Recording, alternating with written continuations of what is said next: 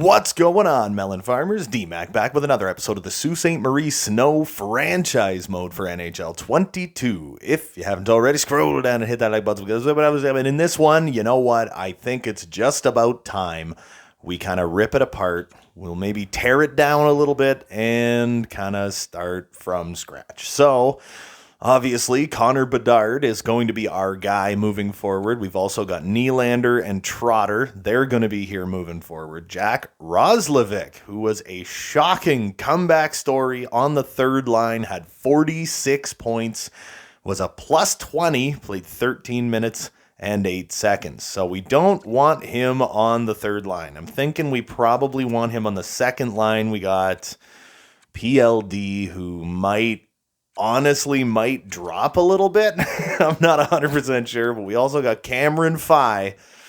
Man, it's one of those things where it's like, I'm kind of wondering if I should fire my coach and get a different coach that fits better with this team. You know what I mean? So the 25-26 season is the one that we just completed now. Anze Kopitar still at 30 points on that third line. Or was he on the fourth line? I don't remember. He was on the third or the fourth line, one or the other. He's got all the poise in the world. Gotta love Kopi. But I don't know, man. I don't know if it's going to work out. So I think a lot of these guys that have expiring contracts, I'm thinking a lot of them we might let go. Like even Teuvo Teravainen. I'm thinking we're probably going to let him go. We're going to build this team. Pretty much everyone who wants to leave is pretty much just going to leave, right? We got my boy Tommy Cizikas, who after coming to the team only had 11 points in 20 games, but he is an RFA, and he fits really, really well on this team as a second-line player. So I'm thinking top line is probably Bedard, Nylander, Trotter yet again. Second line is probably going to be Roslovic. I'm hoping Cizikas, and then I'm thinking we find somebody else, you know what I mean? And then we got people like Klim Kostin, who honestly, I put him on that second line and he didn't do quite so well. So I'm kind of thinking with Klim Kostin, we try and bring him back, but toss him back down on that third line. You know what I mean? So we're going to see what he would want. 2.9 for 2 years. I will offer him 2 3/4 for 2 years. So that should be a relatively easy one. Alex Iafallo, we're going to let him go. Teuvo, we're going to let him walk. Cameron Fye, obviously, we're going to keep him. We took him third overall. The guy is an absolute monster. But we are going to look for a coach. I'm not necessarily going to fire our coach, but once we first hit free agency, I am going to see if there are any coaches out there. I'm going to offer a couple of contracts or whatever. You know what I mean? And we're going to really, truly, and honestly try and kind of rebuild this team from scratch, see what we can accomplish here. So let's go view the draft class. I believe, what was it? We got it was the 16th or the 17th pick or something like that we ended up with, which would put us right in around here. We could always go for Malachi Nickerson. What a name. I love it. He's 3 years out, medium top 6. I like him quite a bit, to be 100% honest. 3 years out. So he's probably like 63, 64. 6 foot, 389 pounds. He's a good size. Or we could get like Mika Jokela. He just lacks size. 3 years out, medium top 6. And from there, I mean, I don't know. But I'm kind of thinking there's a couple of folks that might be able to leave. You know what I mean? I do want to look at the draft board real quick. Take a look, see what we've got. We have got, the number 16 pick, which would then leave us with the number 46 pick. And we don't have anybody near there. So we have the 16th pick in the first 4 rounds. So that gives us pick number 16. Or it's what? Pick number 49 or something. So with pick number 16, we could either get Jokela or Nickerson. I actually kind of feel like I might want like Nickerson instead. After that, up in the 40s. Let's see what there is up here. I might be able to trade someone off as well. We got an offensive defenseman, Kimo Niinema. What a name. He's got no wheels whatsoever. Another one, Slav Svitov. He's got no weakness. Wow, look at that. This guy could be awesome. Number 40. We could always move that pick. Dakota Chen, two-way defender. Looks like he's got pretty much no weakness whatsoever. Yuka Kilholma. Kilholma? I don't know, man, but his name's fantastic. Corey Patan, he is a grinder. 1 year out. Oh my goodness. So that guy could be an absolute steal. And I'm kind of thinking that it might be just about time to move on from... Who am I thinking of? PLD. PLD. He is still under contract for this year coming and the year after that at almost $5 million. And to be 100% honest, he wasn't there. You know what I mean? He just was not there last year. And I'm thinking he's probably still got some decent value. So if I could even move him for like a second and a third or something like that, we can keep looking through here. We got Manny Kobasu, could be likely a defensive defenseman. I'm not 100% sure. Tyrone Odeline, 6'5", 198, 17 years old. My God, this guy's a monster, dude. That guy's huge. Oh, I thought that was going to be like Eric Lindros. I was going to be like, screenshot that, put it on Reddit. All right, so there we go. Could be a low elite, could be low top six, power forward, right winger. That could be interesting. We also got Alexander Kolosov, right wing, potentially two-way forward. He is very, very slow, though. Skating is going to be an issue when it comes to him. So we'll keep moving on down the list, see if there's anybody else we're seeing anywhere. Cody Calvert. Oh, another thing that I definitely want to do this season. You know what? I'm going to watch list him. Another thing that I definitely am going to want to do this year is get rid of Elvis Merzlikins. Find a goaltender who is pretty decent overall, but has really, really, really good durability. My goodness, man. Look at this. 5 years out. Probably medium top 9. Could even be like medium bottom 6. Tiro Salonen, 108th overall pick, 4 years out. He could be interesting. Kari Kiiskinen, what a name. I love it. 5'11", 186, 4 years out. You never know. Ville Ilinen, center playmaker. Puck skills, A+. Could be 2 years out. I'm assuming he's probably like low top 6 or something like that. So there's a lot of really interesting options here. You know what I mean? But I do, oh, baby, low elite Reed Bertuzzi, 18 years old, left wing, two-way forward, bad character, Jesus. But you know what? He's got that low elite tag. Obviously, I mean, we have, we have morale and everything off. So it's not like locker room chemistry is a big thing. Matthew Belanger, right/left D, 6'4", 217, 20 years old. So he's an overager. He's like 5 years out. I don't know. Maybe we'll give him a little look. We'll give him a little look-see. Then we got Tuomas Lume, 6'2", 188 pound. Another one, overager. He's 19, sniper. Terrible skater though, but when it's just the simulation, that does not factor in quite as much. Anyway, who's this? Marcel Bourdon, 20-year-old goaltender. He's another one. Overager, I don't know. Maybe we'll give him a look. Maybe we'll give him a little cup of coffee. Give him a little look-see. I'm not 100% sure. But anyway, yeah. So I'm thinking we're going to get rid of Alex Iafallo. We are going to trade away Pierre-Luc Dubois, as well as, you know what? I'm going to take another quick look here. Let's see who we are willing to move on from. Roslovic, I want to give him another shot. Cizikas, I want to get him signed and hold on to him. PLD, we can move on from. And what if I was to move Cameron Fye for an elite defender that I know fits? You know what I mean? Like an elite defenseman that I know fits on this team. We've also got Hampus Lindholm, I think, for 1 more year. No, 3 more years of Hampus Lindholm, but he's decent. He's decent. What did he do for us last year? Plus 25. That's what I'm talking about, man. So we can move. Teravainen's going to be gone. Iafallo's going to be gone. Klim Kostin, I'd like to keep him around. Dylan Coughlin was a -2. He had 13 points. Brendan Goulet. I keep doing that.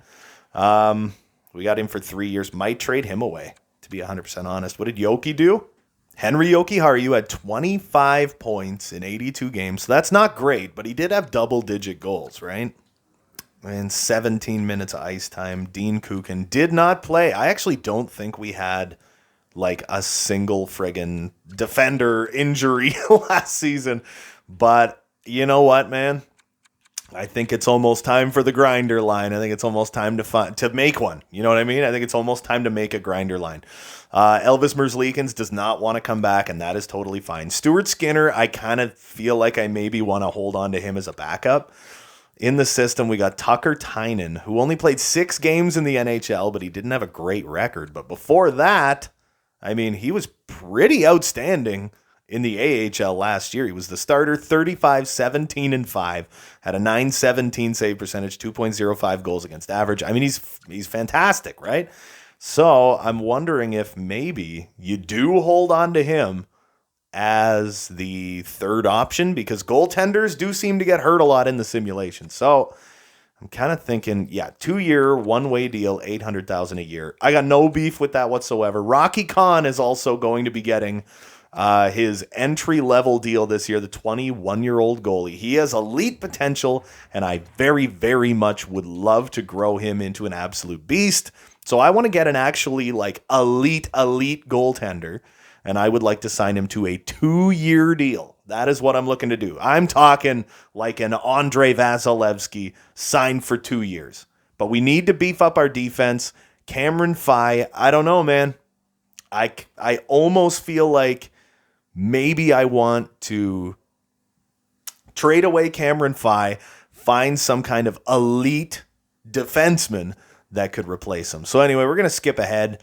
We're going to go see the retired players, see who's taken off. Oh, wow. Ovi retires after 5 years, and Kopi retires with 1,269 points. But Ovi, 969 goals, 1,730 points.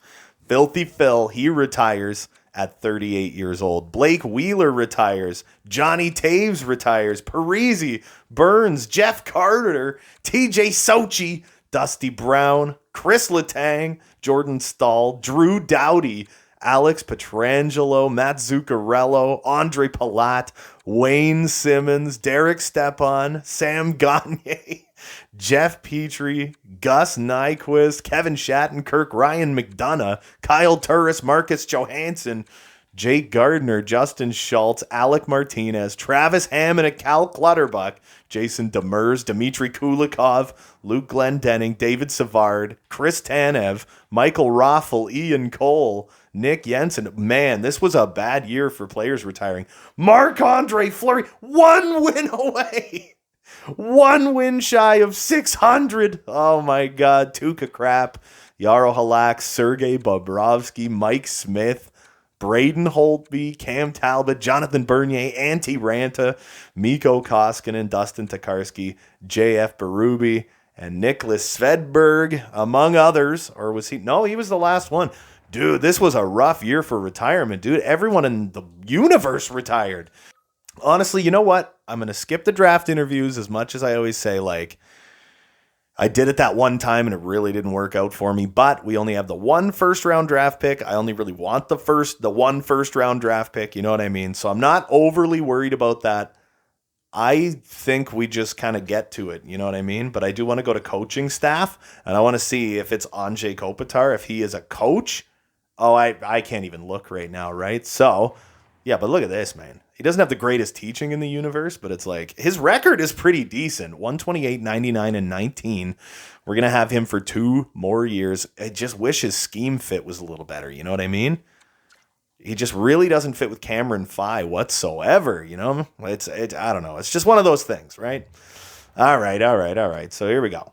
We are going to jump into the NHL entry draft where we have pick number 16. We're going to have an interesting decision to make. I do want to see what was drafted beforehand. Oh, look at this guy, Walker Brewer. Walker Brewer. He is already a second-line guy. Sniper. What a sniper he is. Wow. This guy's a monster. Daze. Vincent Daze. Wasn't that already a player, Vinny Daze? I feel like that was already a player. He looks like he's going to be studly as well. Jonathan Ciara, third liner right off the hop, 3rd overall pick, 2-way forward, very solid. Brigley, we got Luongo, Tupara. It's a pretty steep drop though. You know what I mean? Ooh, well. Dominic Montoya, medium, top 4. He's a defensive defenseman. Very solid looking guy right there. So, my guy, Mika Jokela. And I think I got to go with the name. You know what I mean? I think I got to go with the name, Malachi Nickerson. I think he's fantastic, and I'm going to go with him. Boom, 65 overall, left wing sniper. That's what I'm talking about. He is a true sniper, but he's got some growing to do. It's the 2026 number 16 pick. So, you know what? I'm going to go view draft class again real quick. So what do we got? The number 22 pick I was looking at 2 years out. Who else? What about this guy? Slav Antropov, two-way defender. Could be low elite. You know, he's one of those guys. Could be low elite. What if I was to try and move PLD and get the number like 27 pick? Yeah, maybe I will. Maybe I will. I don't know if he's worth it, but we're about to see. What do we got? PLD? I don't think so. Oh, he is too. He would be 100% worth that. Okay, hold on. Could I maybe get a little extra for that? Can I maybe get like a 5th round pick on top of that? You guys can have PLD. Has not been coming. Like he was good the first 3 years. The last 2, it's like he's been taking steps backwards. We need to really seriously revamp this team a bit. Boom, PLD's gone.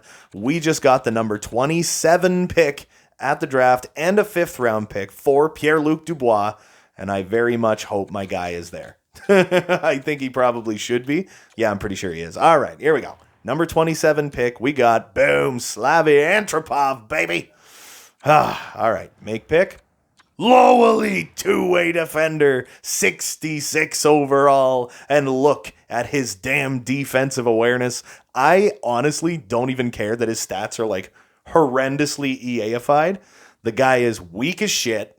He's got no shot, but he's got wicked puck control. He's got great durability, good speed, no accelerometer, but good speed, and fantastic defense. So once oh, baby, and it's just chock full X factors. Oh, baby, that is fantablicious. We got a superstar defenseman right there. Once he's super for super serial grows. All right, let's go to pick number. Oh, wow. Corey Patan did turn out to be a monster. Oh, I totally just forgot about him. And like simulated ahead. What is up with this like resurgence of talent in the second round? All right, what about this Kobasu guy? I do like Manny Kobasu, another defenseman, could be 2 years out, hard to say. We're going to go with him, probably low top 4. Yeah, low top 4, defensive D-man. And he doesn't look overly EA-ified. I think he could be real solid. Good second round pickup. Now, the number 82 pick is our next pick at the draft. So let's just slow her down a little bit. I got a little excited, got a little ahead of myself. We got to slow this down. So let's start scrolling through. What did we have? Eddie Lindros. And he's a power forward. That's the funniest part. Number 58. What do I have? 82, right? So is there anything in the meantime that kind of comes to mind? Not overly, eh? What was the next person I had? Oh, we had Cody Calvert. Yeah, no weakness, 4 years out, likely low top 9 or maybe low top 6. What else did we have? We're up in the hundreds now. Tiro Salonen. Where was that gem? Where was he? There's a bust. I thought there was a gem here somewhere. Oh, yeah, there he is. Okay, Reed, that's pick 150. We're like a ways away from that, man. Where's my nearest pick to that? Oh, we got to go like way back into like the 110s. Oh, way back in the 110s. So wait, what was he? 150 something? He was 150, I think. So what if I took pick 27 and pick 31 and packaged them together and got like round 5, pick 1, you know? So the 133rd pick, well, that's kind of a waste, isn't it? Yeah, I don't know. What if I just package them both up for the 133rd pick and another 7th round pick? Would that even that up enough? Trade accepted. There you go. Okay, so I'll get that guy. I'll get the gem. The gem is mine. All right, so now we're going to sim ahead to pick number 82. Low top 4. Man, is this like a super stacked draft? Like, what is happening here? All right, we're going to go with Cody Calvert, man. I got him watch listed. I like him a lot. Boom, low top 6, left wing sniper.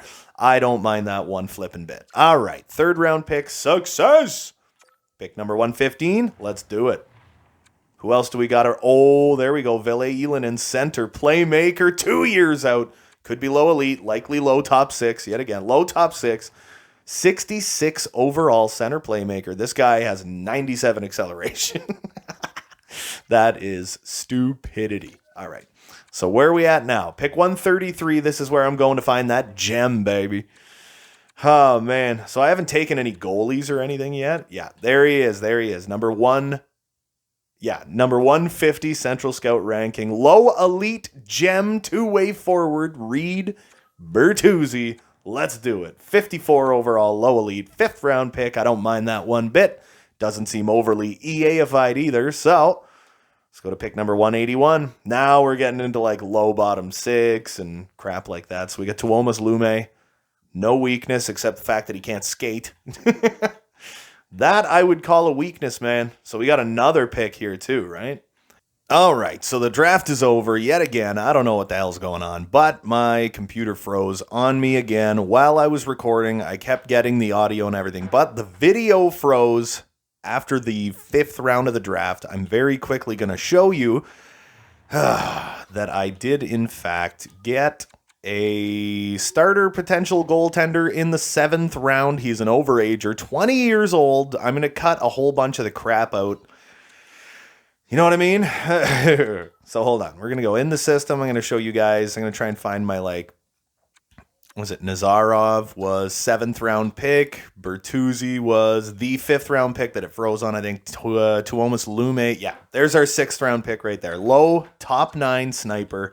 Nazarov was a 7th round pick. Low top 6 D58 overall defensive defenseman. Those are the guys that we got, but I had to cut that out because for whatever damn reason, my computer keeps freezing on me. What happened was like a week and a half ago, we had crazy brownouts going on for like an entire day. I was in the middle of editing a video. We had a brownout. My computer died. And ever since then, it is freezing up on me like crazy. So anyway, let's go. Oh, Klim Kostin decided to renew. Tucker Tynen's coming back, so that's definitely good. We're at the re-sign phase, so now we can figure out who's staying and who's going. Cameron Fye, I think I'm going to wait till the last day, and I am going to qualify him, and then hopefully in free agency, somebody gives him like a big gross offer. What does he want? 3 years, 7.9. I am 100% not willing to pay that. Now, Teravainen does want to come back, so it's like, do you want to... The problem with Teravainen is he really doesn't fit that well in this team. So I think, you know what, we're just going to release him. Where's my other guy there? Oh, Cizikas. There he is. 85. He wants 5.8 for 4 years. What if I offered him 5.65 for 2 years? I have to offer him a little more because he doesn't want an extension. But I don't know. Okay, hold on. Where does he fit? Oh, it's not going to frickin' tell me now. I know he fits on the second line. So you know what? Actually, no. I'm going to qualify him. Alex Iafallo, he can go. Henry Jokiharju was a -5. He had 25 points. I'm just going to throw it out there and say he can go. After that, we got my boy Rylan Austin. He's probably going to grow a little more in the offseason. We got him for 2 more years. Austin Wagner wants to come back. He can be our spare forward because I know he fits everywhere. I will offer him 1.1 for 2 years. I would very much like an elite an elite defenseman to come on this team as well. Alan McShane, what does he want? $800,000 for 1 year, sure. Axel Janssen Fialbi, nope. Zach Gallant, nope. We didn't really end up using him all that much. Cole Fonstad, he can go. Who else? Let's see. Oh, did I just qualify him? Damn it. I didn't mean to do that. Oh, well, we'll use him in the minors. The problem is I'm all like PO'd, man. We got to slow down. Victor Mete, I think it's time for him to go. I think we're going to build a beefy defense is what we're going to do, man. Because we are going to have tons of flipping money. We got my boy Nikolai Ovechkin, 73 overall, 28th overall pick. He is an absolute unbelievable sniper. He's not going to be ready for the NHL just yet. But my boy Cameron Craig, the 24th overall pick, he will be ready for the AHL this year. $1 million for 3 years. That is the new standard. Climber, we can bring him back. Mironov, gotta love Mironov. I think he's one of mine, isn't he? One of the first ones I ever did. 2nd round pick 5 years ago. Yep, 70 overall, so he'll be pretty good to go. Cody Cooper, 2-way forward. We can leave him for another year. Kai Gorodov, yes, we can offer him his entry-level deal. On top of that, what is this? Matty Tarvinen, 5th round pick. I like it. I like it a lot. So we're going to be offering a whole bunch of rookies their entry-level deals. Low top 9, Pavel Lapidov, 3rd round pick in 2021. We've already used him on our team. He wants a one-way deal? You are redonkulous. Get off my team. Moron. Oh, Jorge Purcell, 2nd round pick. Yeah, I will absolutely offer you your entry-level deal. Who else do we got? Torini. No, you can go. I will build a decent AHL team at some point. My boy Reese Flaherty, 6th round pick, playmaker, very EA-ified. So I will offer him his entry-level deal as well. And then there's pretty much nobody from here. But we are starting to gather some prospects. Like, we get some decent prospects. So now, hold on. I'm going to go to all expiring. I did not mean to freaking do, what's his name? Cole Fonstad, did not mean to qualify him. Riley Stotts, hold on. How did he do? He had 70 points in the minors. So it's like, obviously you want to keep him around. You know what? I'll offer you $900,000 just because I want to keep that AHL team like in the playoffs. You know what I mean? AJ Greer, you can go. You're 29 years old, buddy. It's like, it's not going to happen for you. All right. Who else do we have? Cameron Fye and Tom Cizikas, the 8th overall pick. Great sniper. Could be an absolute beast on this team. In net, Haler does not want to come back, and I'm fine with that. Rocky Khan, baby. We're offering him his entry-level deal. He's probably going to be the starter in our AHL team. Elvis Merzlikins, I'm going to release, and we are going to build an unbelievable defense, is what we're going to do. But I don't think that is going to include Cameron Fye. Like I said, I am going to qualify him, and I can't really see a team not responding. You know what I mean? Or even if I keep him qualified, I might just trade his rights away. You know what I mean? So we got 9 contracts offered. So let's sim ahead a day. Let's see how we're feeling. Austin Wagner comes back. Rocky Khan's here, baby. Jorge Purcell, Cameron Craig, Alan McShane, Riley Stotts, Matty Tarvinen, Oleg Kaigorodov, Reese Flaherty. That's what we're talking about, baby. I think that was everybody. I think. Yeah, so we got $30 million, right? So our number 1 center is most certainly going to be Connor Bedard. Alan McShane might be our, what did he have? 9 games, 4 points, 11 minutes a game. He's not going to be our 4th line guy. He's not going to be a 4th line guy. So Connor Bedard is the only, true center we have at the moment. And he's got an 8-year contract. So that top line is going to be Connor Bedard with Nylander and Trotter. I'm almost thinking of maybe using Jack Roslovic as the center for that second line and using Tom Cizikas as his winger. Cizikas is a sniper. Rossi is a 2-way forward. And then we could maybe go and find a playmaker for that second line as well to replace Mr. Teuvo Teravainen. And after that, we go to the third line where we are going to have Klim Kostin. I'm hoping Rylan Austin, and then we would have to find somebody else. So playmaker, power forward. We would need a sniper or a 2-way forward for that third line. And then for the fourth line, I am kind of thinking about looking to build a really beast mode grinder line. And so we need a fourth line, and we need second line playmaker, third line, I'm going to say 2-way forward or sniper, whichever one comes first kind of thing. You know what I mean? And then an entire fourth line of grinders is what I want to grab. And then on defense, I'm going to use Sergachev, and I'm going to find another elite defenseman to go along with Mikhail Sergachev. That second pairing is going to be Lindholm, who is a two-way defender, and I'm going to try and find... Hold on, where's he? Yeah, he fits kind of everywhere. And I'm going to try and find another defenseman that fits very nicely with Hampus Lindholm on that third pairing. I might use Dylan Coughlin, might use Caden Gooley. That might be my third pairing right there. Dean Kukin would be our spare. Who's this? Maxim Koltsov. He's 77 overall. That is kind of insane. 21 years old, 30th overall pick, 77 overall. Could you imagine if he was like ready to go? But Cameron Fye, we are going to move on from him, and we are going to find a different elite defenseman is what we're going to do. And we are going to find a legiteral starting goaltender. I am actually pretty excited about this guy, Marcel Bourdon. 7th round pick, man. 7th round pick, 199th overall, and it's like this guy's already 62 overall, medium starter potential. He could be like 70 overall next year, man. It's craziness.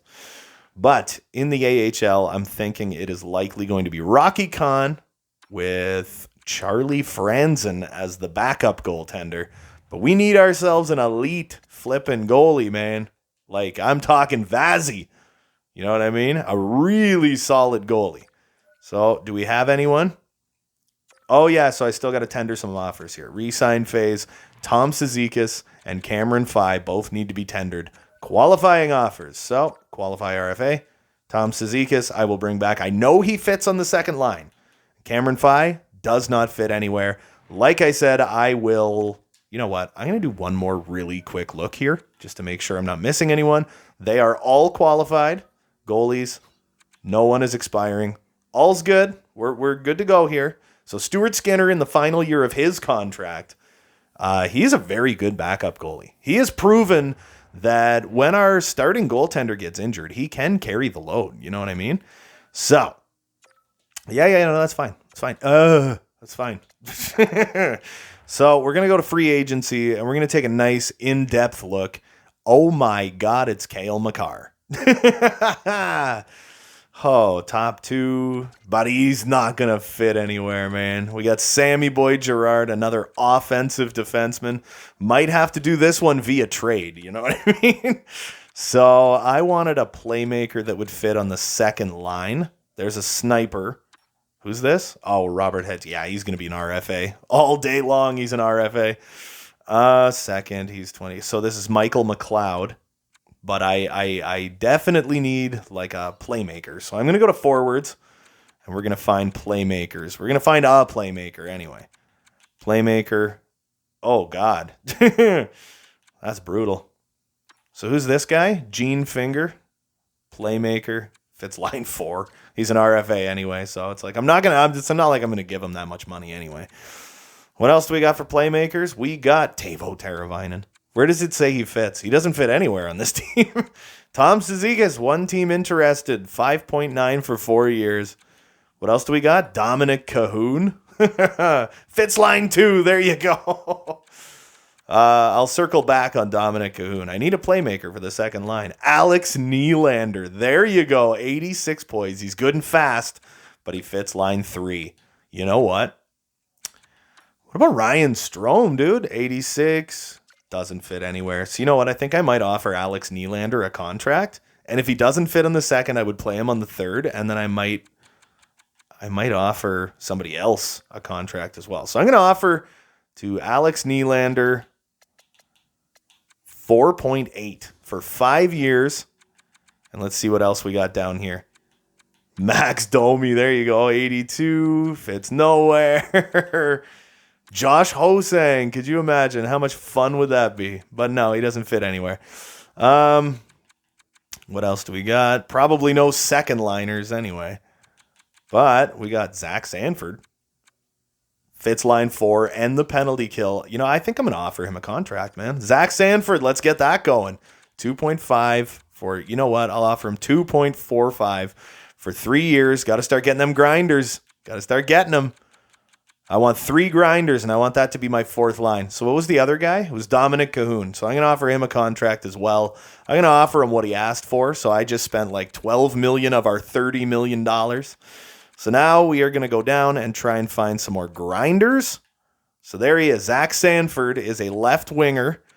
What else do we got? Left/right wing. Marcus Foligno, 34 years old. All lines, power play, penalty kill. I like it. But let's see if there's anybody else. Who else for grinders do we got in this damn game? We got 23-year-old Tate Locke. He's an RFA. I could try and offer him something here. I don't know what it's going to cost me. What if I offered him he's a medium top 6. He could become a really beast mode guy.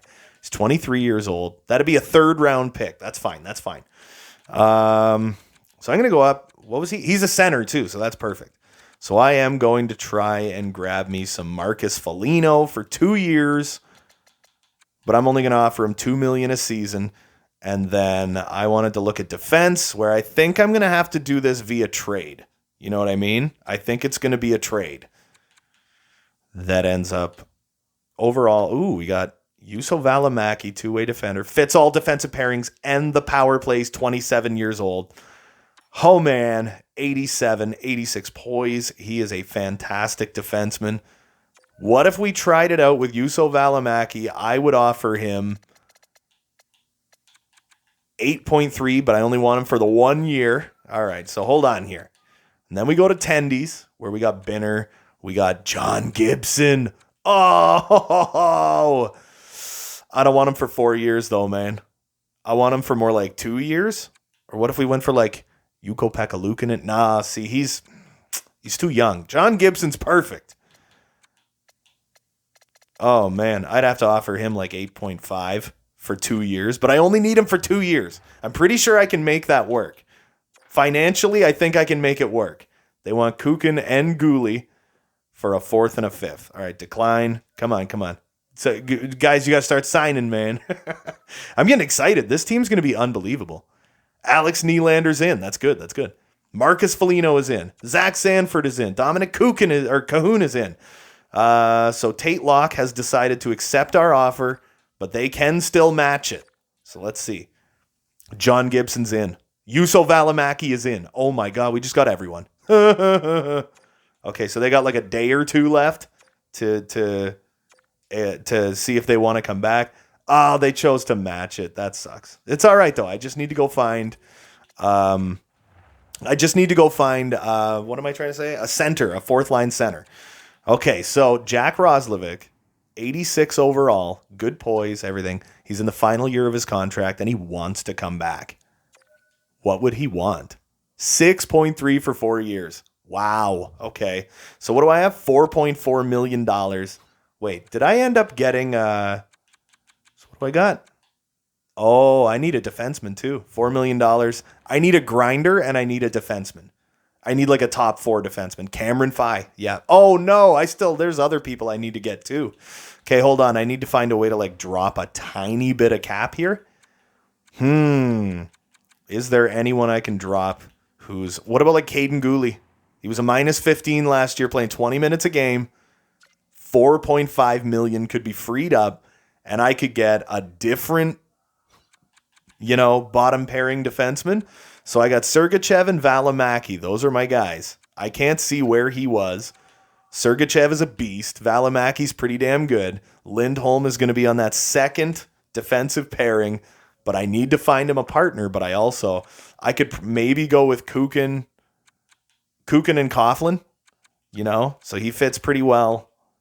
I don't know if he fits really well or not, but if I could move Caden Guhle, just a cap dump, straight up cap dump Caden Guhle, you know what I mean? That's $4.5 million right there. I could sign. We're going to be right at the cap here. I could sign. Where's my guy? My RFA dude, the Tom Cizikas. Where's Cizikas? Oh, there he is. Yeah, I was in defenseman. So Tommy boy, what do you need? 4.4. Hold on now.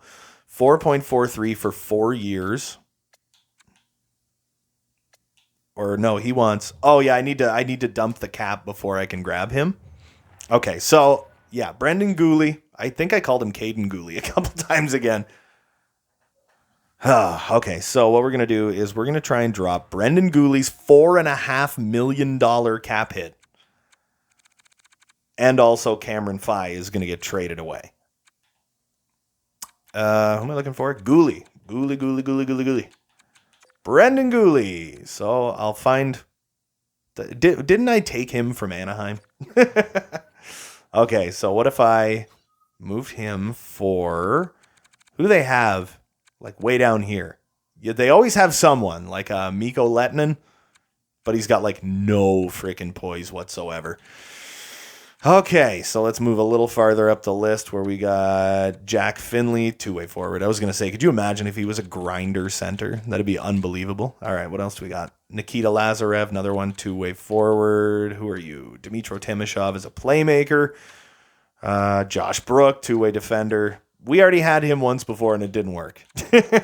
So, Danton Heinen, he's a two-way forward. Essa Lindell. Could you imagine? All defensive pairings. Yeah. Oh, but it's a $5.1 million cap hit. We just can't quite afford that. All right, so what we're going to do is we're going to go for a draft pick. I'm going to see if I can get like a 4th-round pick for him. Brendan Gooley for a 4th-round pick. Trade rejected. It ain't going to happen.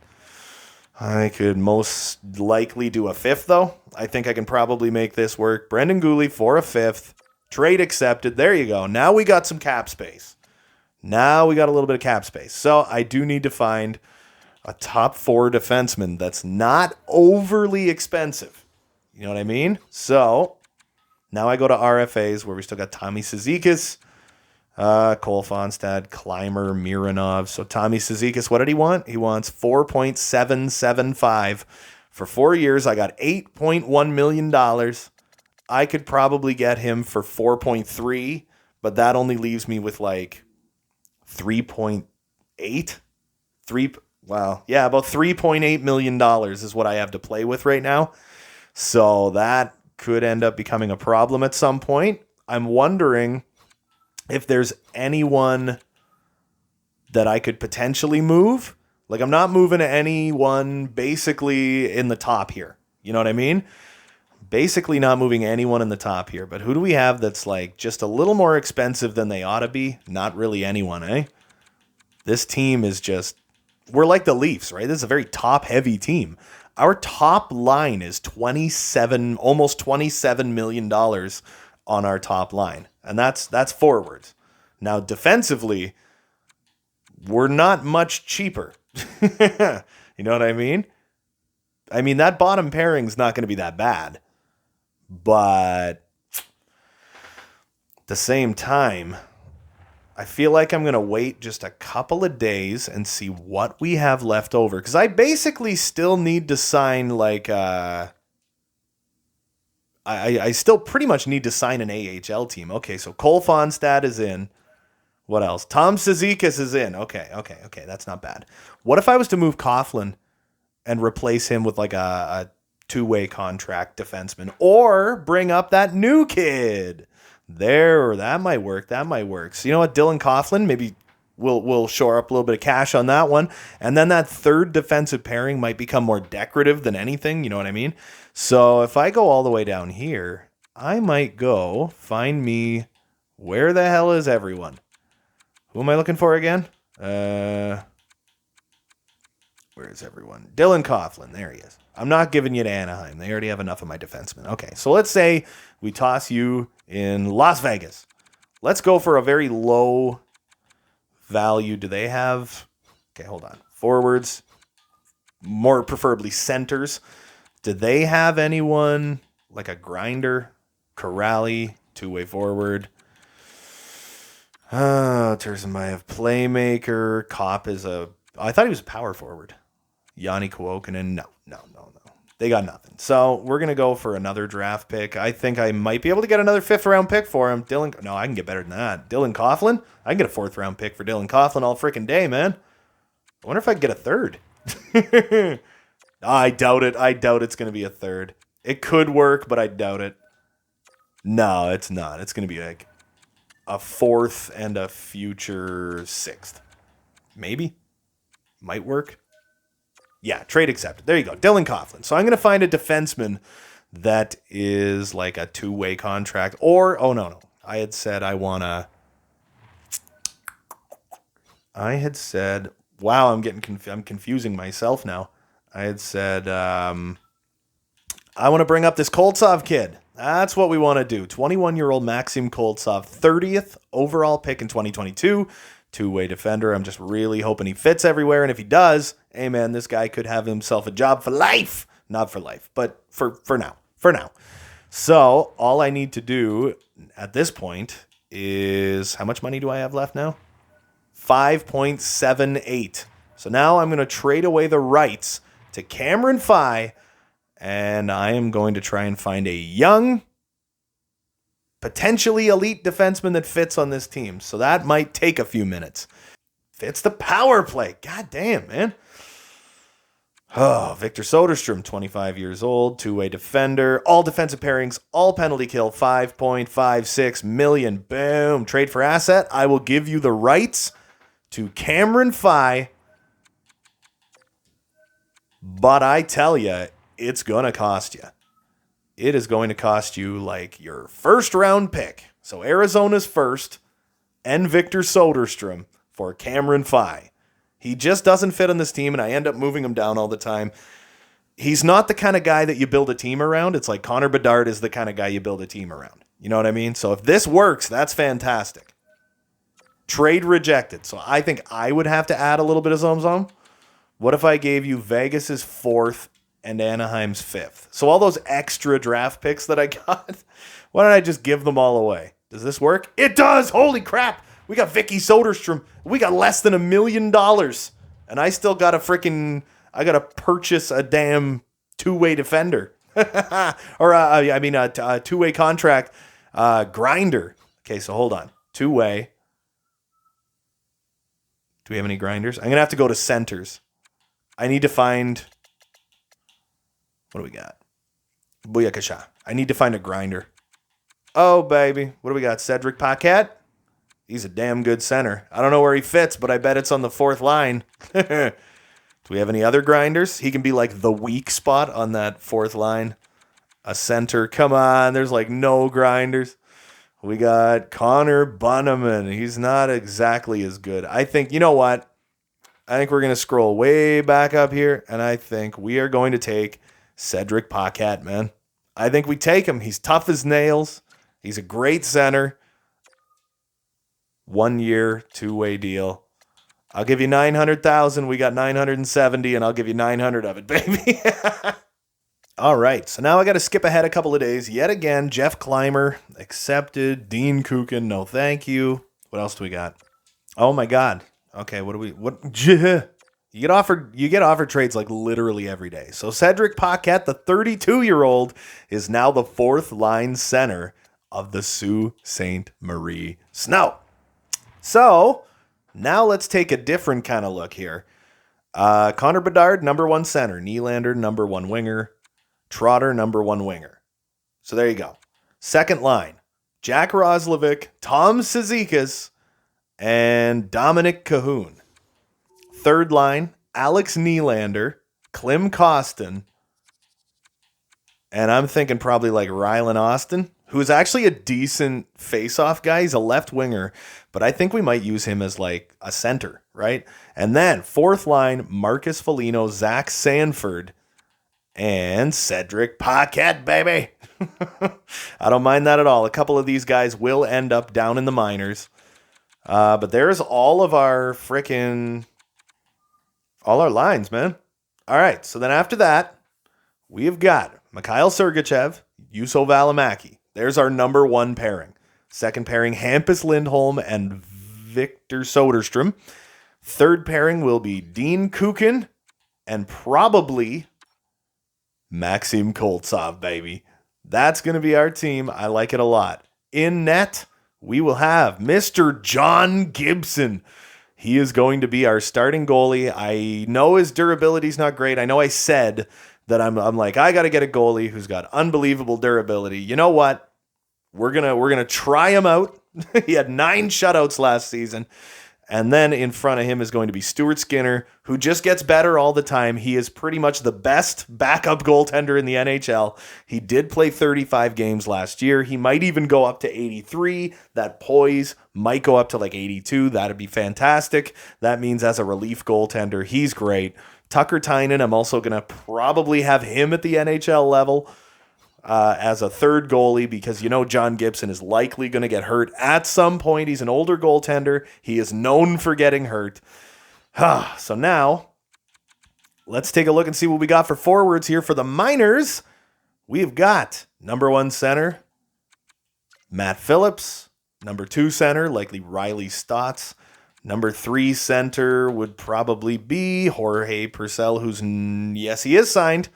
And then I guess, I don't know, 4th line center is take your pick, man. Take your pick of somebody. So there's all our forwards. We got 1, 2, 3, 4. You know what? Nikolai Ovechkin, I'm actually kind of thinking about signing him because he is up in the 70s and he's from Russia. So he just officially became a member of the AHL team. He is straight to the AHL. So yeah, anyway, we got 1, 2, 3, 4, 5, 6, 7, 8. And then at the bottom of this one, I got a couple of guys that could probably come down. 8, I'm thinking 9, 10. We got 10 forward. We need like 2 forwards for that minor league team.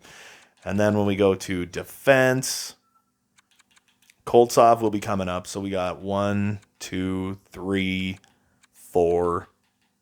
So we need a couple defense. I'm thinking like a top pairing for the AHL. You know what I mean?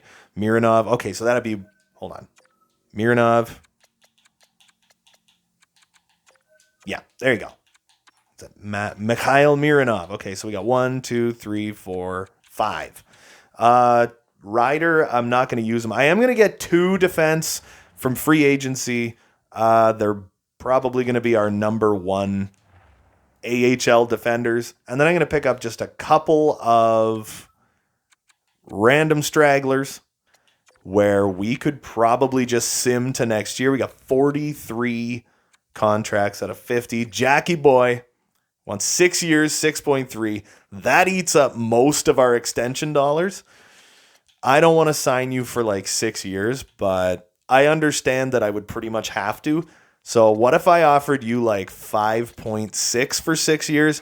And if it doesn't work out after this year, you can always trade him. You might not get the greatest return for him, but I also do need to be wary. If Juuso Välimäki is like unbelievable for us, we're going to have to sign him like long term, So here we go. I've been looking at the screen. Hasn't froze yet, so that's good. Jackie Boy Roslovic, he signed that contract pretty gosh darn fast. So what I'm going to do is go to the calendar, and we are going to simulate on ahead. So we got a very different looking team this year. I feel like this team could do some damage this year. They want to give me Eric Haula for Dean Kukin. Eric Haula has got to be 37 years old now. We're in year 6. We're in year 1. He's like 31 or something. Blake Coleman. He's got to be like 35, 36 years old. It's like, no thanks. I'm not interested, man. So here we go. Into September. We want another freaking Canadian team to win the cup this year. Let's see. What is the coach saying? View the owner goals. Anything short of a Stanley Cup is a failure. Oh, this team is beast mode this year, baby. Set captains, obviously Jermaine Trotter is going to remain our captain. We've got Connor Bedard as an assistant captain and Mikhail Sergachev as the other assistant captain. We got Gibson and Skinner. I like it quite a bit. Yep, there he is. There's Koltsov. He is coming up. All right, so that looks good to me. Go to edit lines. What do we got? Trotter, Bedard, Nylander, +5, obviously. Tom Cizikas, Dominic Cahoon. That is kind of what I wanted for that line. Yeah, +1. I don't like that at all. What? How can I make this work better? I could put Rylan Austin up there. That would make it work better. He is a depth forward, left winger, but he fits very, very good up front. We've also got Dominic Cahoon, not a horrible option at center. We are going to use Zach Sanford, baby. Boom, +2 on the 4th line. I like that quite a bit. I'm just not nuts about this second. I mean, I like the line. That doesn't work. All right, hold on. Go to defenseman, where I'm going to toss... Vicky Soderstrom fits very nicely up there with Mikhail Sergachev. Juuso Välimäki fits the exact same.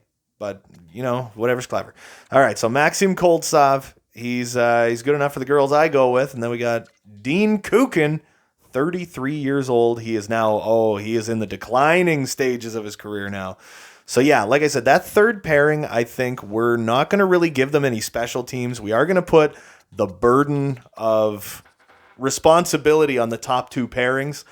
These top two pairings are very, very good. Offensively, this team's kind of unreal. It's pretty damn solid.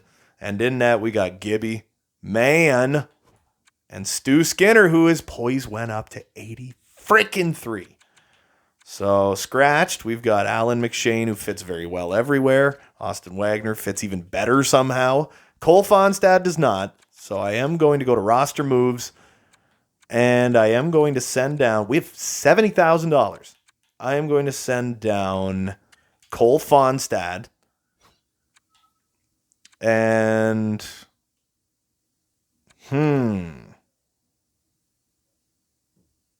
no, that's all. I'm going to send down Cole Fonstad. I'd kind of like a spare defenseman, though.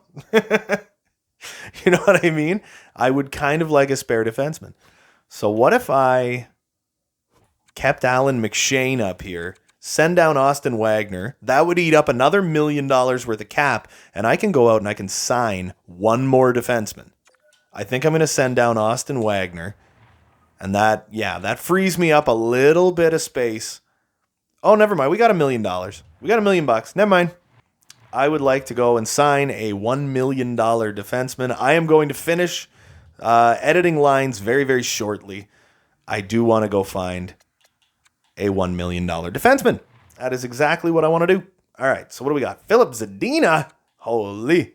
Buyani. Who else do we got? All skaters. I'm going to go to defenseman. Axel Anderson, 26 years old. Well, I don't know where any of these guys fit. Ooh, and Tony Honka, 25 years old, two-way defender. We don't know where he fits. Nate Beaulieu is an older gentleman. Zachy Boy Whitecloud, depth defenseman. Again, don't really know where he fits. Mark Pissick, don't know where he fits. Vili Sariarvi. He's got good poise. Really hoping. I kind of want to get this Anthony Honka kid. I don't exactly know where he fits, but I'd like to sign him to an $800,000 contract and keep him in the NHL. We'll see where he fits. Come on, buddy. They want my goal. No, it's not going to. We're not going to play that game. All right. I was extremely happy to accept your offer. Now I'll go to edit lines. Make sure he's up in the NHL. Scratched. No, he's not. Okay, so I got to go find him now. I'm going to keep both of those forwards because one's a playmaker, one's a two-way forward. So, yeah, I'm going to call up Honka. There we go. Goalies, 2 of 2. Yeah. Cap space, $230,000. And, man, I think I might actually have to send someone down. So here's Honka. Where does he fit? Oh, he fits everywhere. All right. Let's see. Because Koltsov doesn't fit everywhere, right? Let's see if I can. Let's just see if it works better, right? Let's see if Honka works better. Not really, eh? But he is a tiny bit better. The poise is better. The speed is better. The defense is better. The age is a lot better. But if I was to move Koltsov and I was to put Kukin back out there, then they get a +1. So I'm going to go with Kukin and Honka. And I'm going to leave Koltsov as the spare. I mean, he's only 22 years old. He's 22 years old. He's a big friggin' boy. He's slower than molasses. Decent enough durability. Strong enough. He can be the spare defender who's going to just slot in wherever. But I kind of feel like now I kind of have to send down Alan McShane. I will send down Alan McShane, and I think I'm going to end up calling up Tucker Tynan. Is what I'm going to do. So we go to roster moves. I'm going to send down Alan McShane, and I'm going to call up Tucker Tynan. I know a bunch of you guys are probably like, what are you doing, buddy? You're probably like, what are you doing? All right. So Tucker Tynan for Alan McShane. Rocky Khan, I want him to be the number 1 goalie. That's the thing. Look at, he's 76 overall. He's only 21 years old. I want him to be the number 1 goaltender in the AHL for frick's sake. having Charlie Franzen as the backup. What is he? Minor backup, minor starting. Perfect. That's what I'm talking about. All right. So back to edit lines. Best AHL lines just for now. Just for now. That's pretty unreal. Look at this. Nikolai Ovechkin, 70-5. He has 99 accuracy. That's gross, dude. No puck control, no durability. In the NHL, you put him on like the third line and you put him on the number one power play, baby. So he fits on that top line. I just got to find him someone who fits right along with him. So what is Matt Phillips, playmaker? He fits pretty good. Let's put him up there. And then we need to find like a power forward that fits up there. Who's this guy? Playmaker. He fits pretty well. Ryan Suzuki fits relatively well. Climbers, another sniper. Purcell, two-way forward. Zykov, sniper. Cameron Craig, power forward. Guess what, buddy? Welcome to the top line. You're 20 years old. I just drafted you. I'm madly in love. You have 99 frickin' accuracy, too. This is insanity.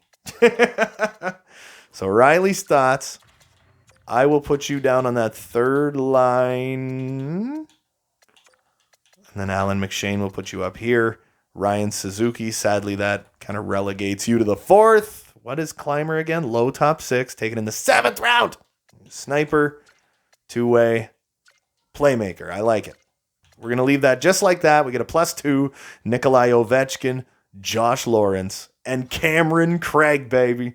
Then we got Ramo, Peltola, Peterson, Mironov, Kaigorodov, and Tarvinen. Oh, I'd throw Kaigorodov up there in the number 1. Ramo will put you here. Peterson will put you here. And look at all this special goodness. No, it's not going to be Charlie Franzen. It's going to be Rocky Khan, baby. Number 31. My boy, Rocky Khan. But Gibby and Net. Oh, baby. I like this team a lot right now. We got Honka.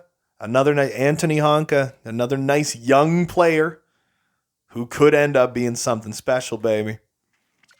His durability is not fantastic, but I feel good. 88 for him. 85 for him. Valimaki, 85. Sergachev, 86. I can live with it all day, man. So, yeah, we are at the point now where I'm just going to edit the special teams and whatnot, and then we're ready to go, man. I know this video is probably going to be a little bit longer than the last one. Was the shortest video yet. And that's because I kind of was rushed through it. I liked the team we had. I figured if we just went with what we already had, used the existing team, we'd probably be fine because we made the playoffs the year before. We were number 1 in our division. And then this year happened. Merzlikins was a walking injury, but our defense was definitely a problem, right? Our team just defensively wasn't there. Offensively, we were fine. A lot of people did pretty well. It was like defensively, we just weren't freaking there, man. You know what I mean? So this season, we beef up the defense, at least the top 4. I am going to go top 4 heavy. That third pairing's not going to get a ton of ice time this. I expect them to play, 13 minutes a game. Not a lot of special teams time. We're going to go really heavy on that top 4. That top 4 is kind of unbelievable, though. It's pretty damn solid. And John Gibson, I just really, really hope we can keep him off the injured list. You know what I mean? And we'll go from there. This top line, I really expect magic. If we and then this is another one, right? Trotter, 91 durability. The fact that he keeps getting injured is kind of bananas. And then we got Willie Nee. Everyone on this top line, very, very, very good durability. But they just keep getting hurt for whatever reason. Anyway, I finally, for like the first time in my entire life, spent to the damn cap. We have $200,000 is what we have. 200 grand. So I spent to the damn cap. You know what I mean? So this season, oh man, we better, we just better. Now I'm wondering, 60. Wasn't Alex Nylander like a center at one point? Regardless, Rylan Austin's a perfectly respectable center. Like that fourth line a whole lot. Zach Sanford, Cedric Paquette, and Marcus Foligno with the +2. I can dig that, sucker. We got some veterans on this team. We got some superstars. We got some young players on this team. Great defense. Unbelievable goaltending. This year, come on. This should be a special year, man. All right, so here we are in the edit line screen, going to special teams where we got Willie Nee, Jack Roslovic. That's absolutely unacceptable. We got my boy Jermaine Trotter, so he's a right shot on the left. We like that. He's a left shot on the right. We like that. Thinking probably Connie Bedard. And then, you know what? I might honestly just keep Jack Roslovic right there. I do like Rossi. We got all those grinders, so a lot of those grinders are going to basically comprise our penalty kill. I don't think I'll put Jack Roslovic on the 4-man power play or anything, but I will put him on one of the penalty kill lines. So after that, we got my boy Rylan Austin, Zach Sanford. I'm going to throw it out there and say he can go. Who else do we got? No, it's not going to be him. Who else do we got? We got Connie Bedard, Cedric Paquette. So who else? Dominic Cahoon is left wing / right wing. Klim Kostin. He wouldn't be a horrible center, you know what I mean? But we'll go to right wingers. What do we got? Cizikas. We got Alex Nylander. The center depth on this team leaves a little bit to be desired. I think, honestly, you know what? I think we put Klim Kostin out there. I think that's what you do, baby. We'll throw Klim Kostin out there.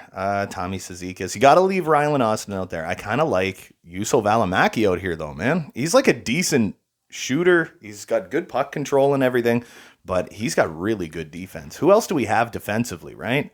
Dean Kukin, that's a no. What about Antoni Honka? Nope, that's not going to work. What about Vicky Soderstrom? Oh, man, is he ever good defensively. So, yeah, you know what? I think we stick with Välimäki, and I actually kind of don't mind this second power play that much, to be 100% honest, right? 4-man power play, we're going to go with Connie Bedard, not Jack Roslovic, but Jermaine Trotter. I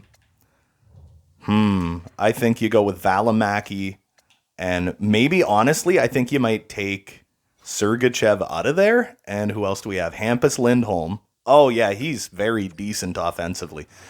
I think you maybe throw Hampus Lindholm out there, not Jack Roslovic, you know? All right, so let's go right wingers. Who else do we have? William Nylander, Alex Nylander, who has no face-offs whatsoever. What was Tom Cizikas? 74. That's not terrible. We might be able to go with that. But maybe instead, again, go with maybe a Klim Kostin or not a Dominic Cahoon. So it's probably going to be Klim Kostin yet again. I know he's not a center, but he plays one on television. So, all right, here we go. Tommy Cizikas, we'll toss him up there. Hampus Lindholm, I don't know if this works all that well. It might be Tom Cizikas.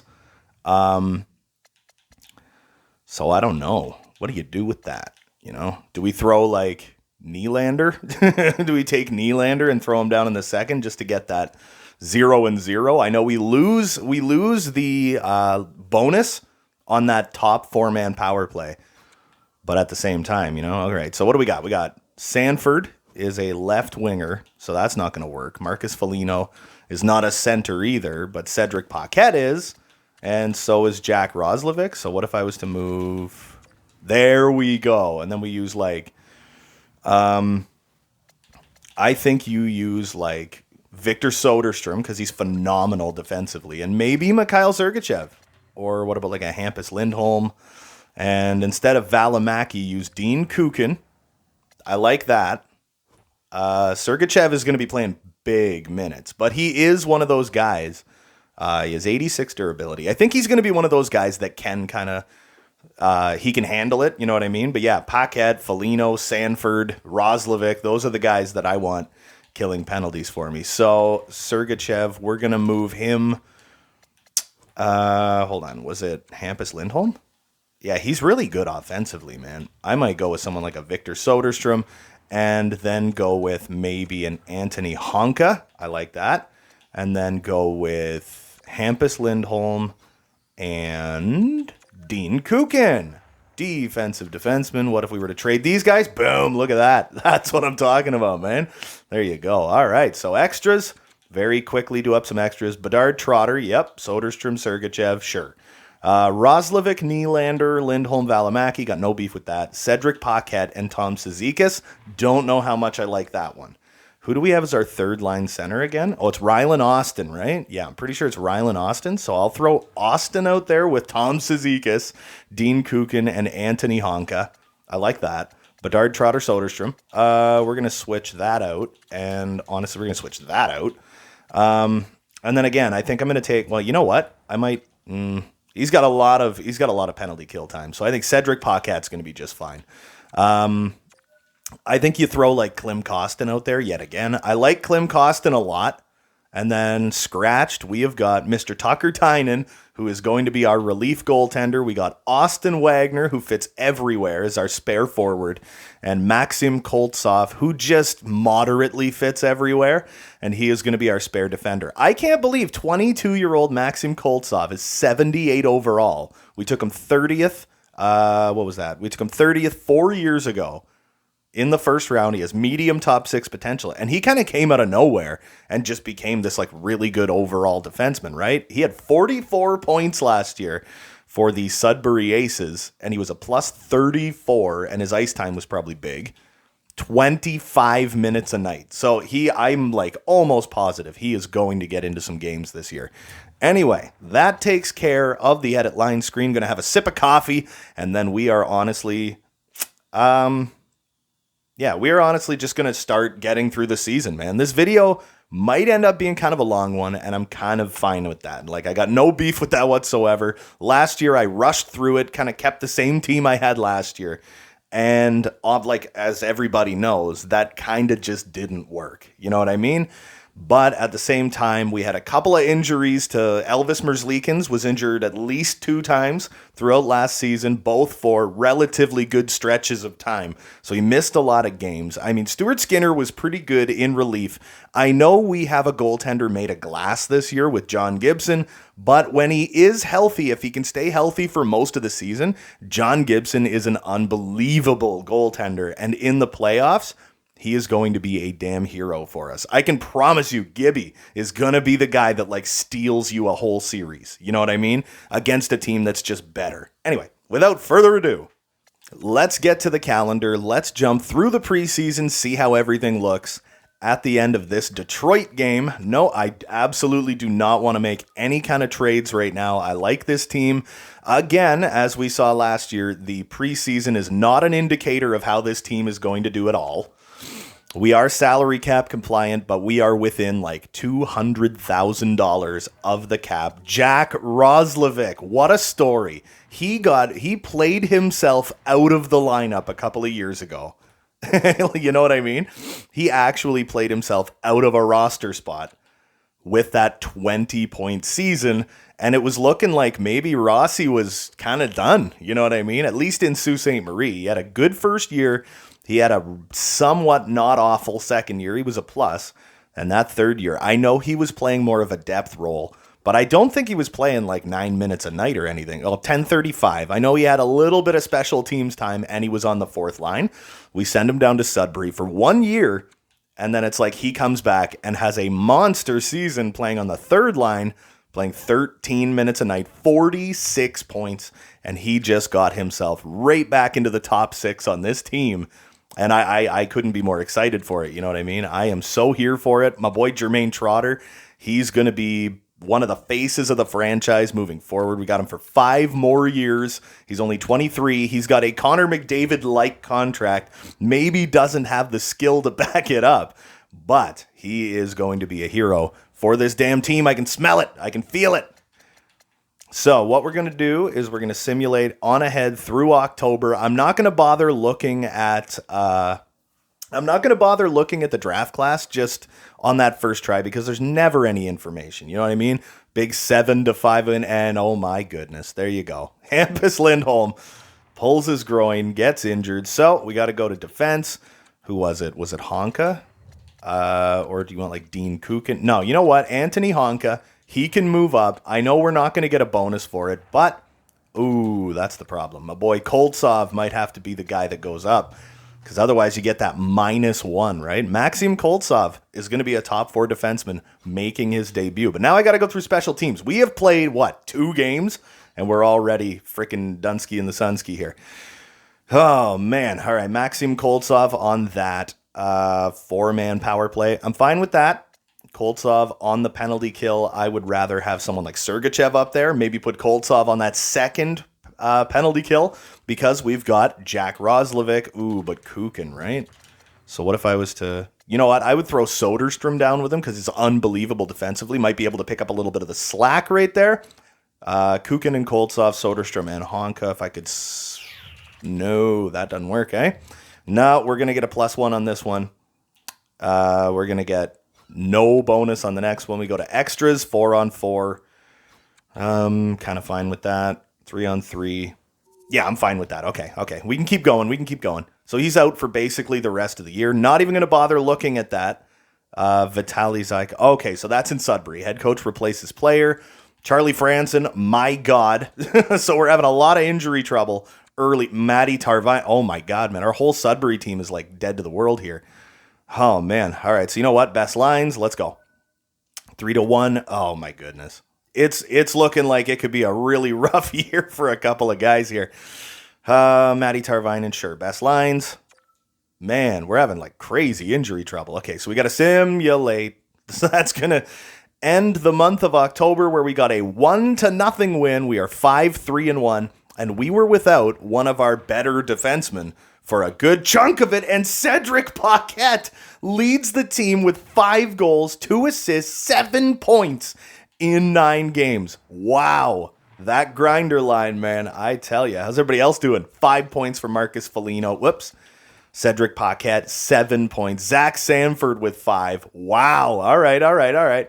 So I have no idea how the rest of this team is doing right now. All I know is Maxim Koltsov is a -6, and that is a damn problem. That's a big problem, dude. All right, so Hampus Lindholm back. We got to go to special teams again. Hampus Lindholm on the 4-man power play, not on the regular power play. Hampus Lindholm on the penalty kill. Hampus Lindholm on the 3-man penalty kill, and I don't think he was... Yeah, okay, so that's fine. 3-on-3. He was never on there anyway, right? Okay, so that's fine. I got no beef with that whatsoever. We are relatively healthy at the end of October. We are going to take a quick peek here and see how everyone else on the team is doing, right? Oh, Jermaine Trotter. I love you. After having finally a breakout season with 72 points last year. Oh, it looks like Jermaine Trotter is still on the right track. 276 career points, about to cross 200 assists. Willie Nee, the 30-year-old William Nylander, who is another one. He was the face of the franchise last year. 83-point season. Super excited about that. Oh, it looks like he's... And I'm sure he's probably going to pick it right back up. Connie Bedard, 6 points in 9 games. Little bit of a letdown. I would like to see more goals from Connor Bedard. But Sergachev, again, having a great year. Clem Costin's doing well. Rossi, like I said, man, was almost played right out of the NHL. Was almost laughed right out. Oh, and then we got Alex Nylander, who had a 60-point season in Chicago. Looks like he's almost on pace to pretty much do the same thing this year. Would like to see just a little bit more from him, but we got a winning record for the first time in a long time at the end of October. Look at this.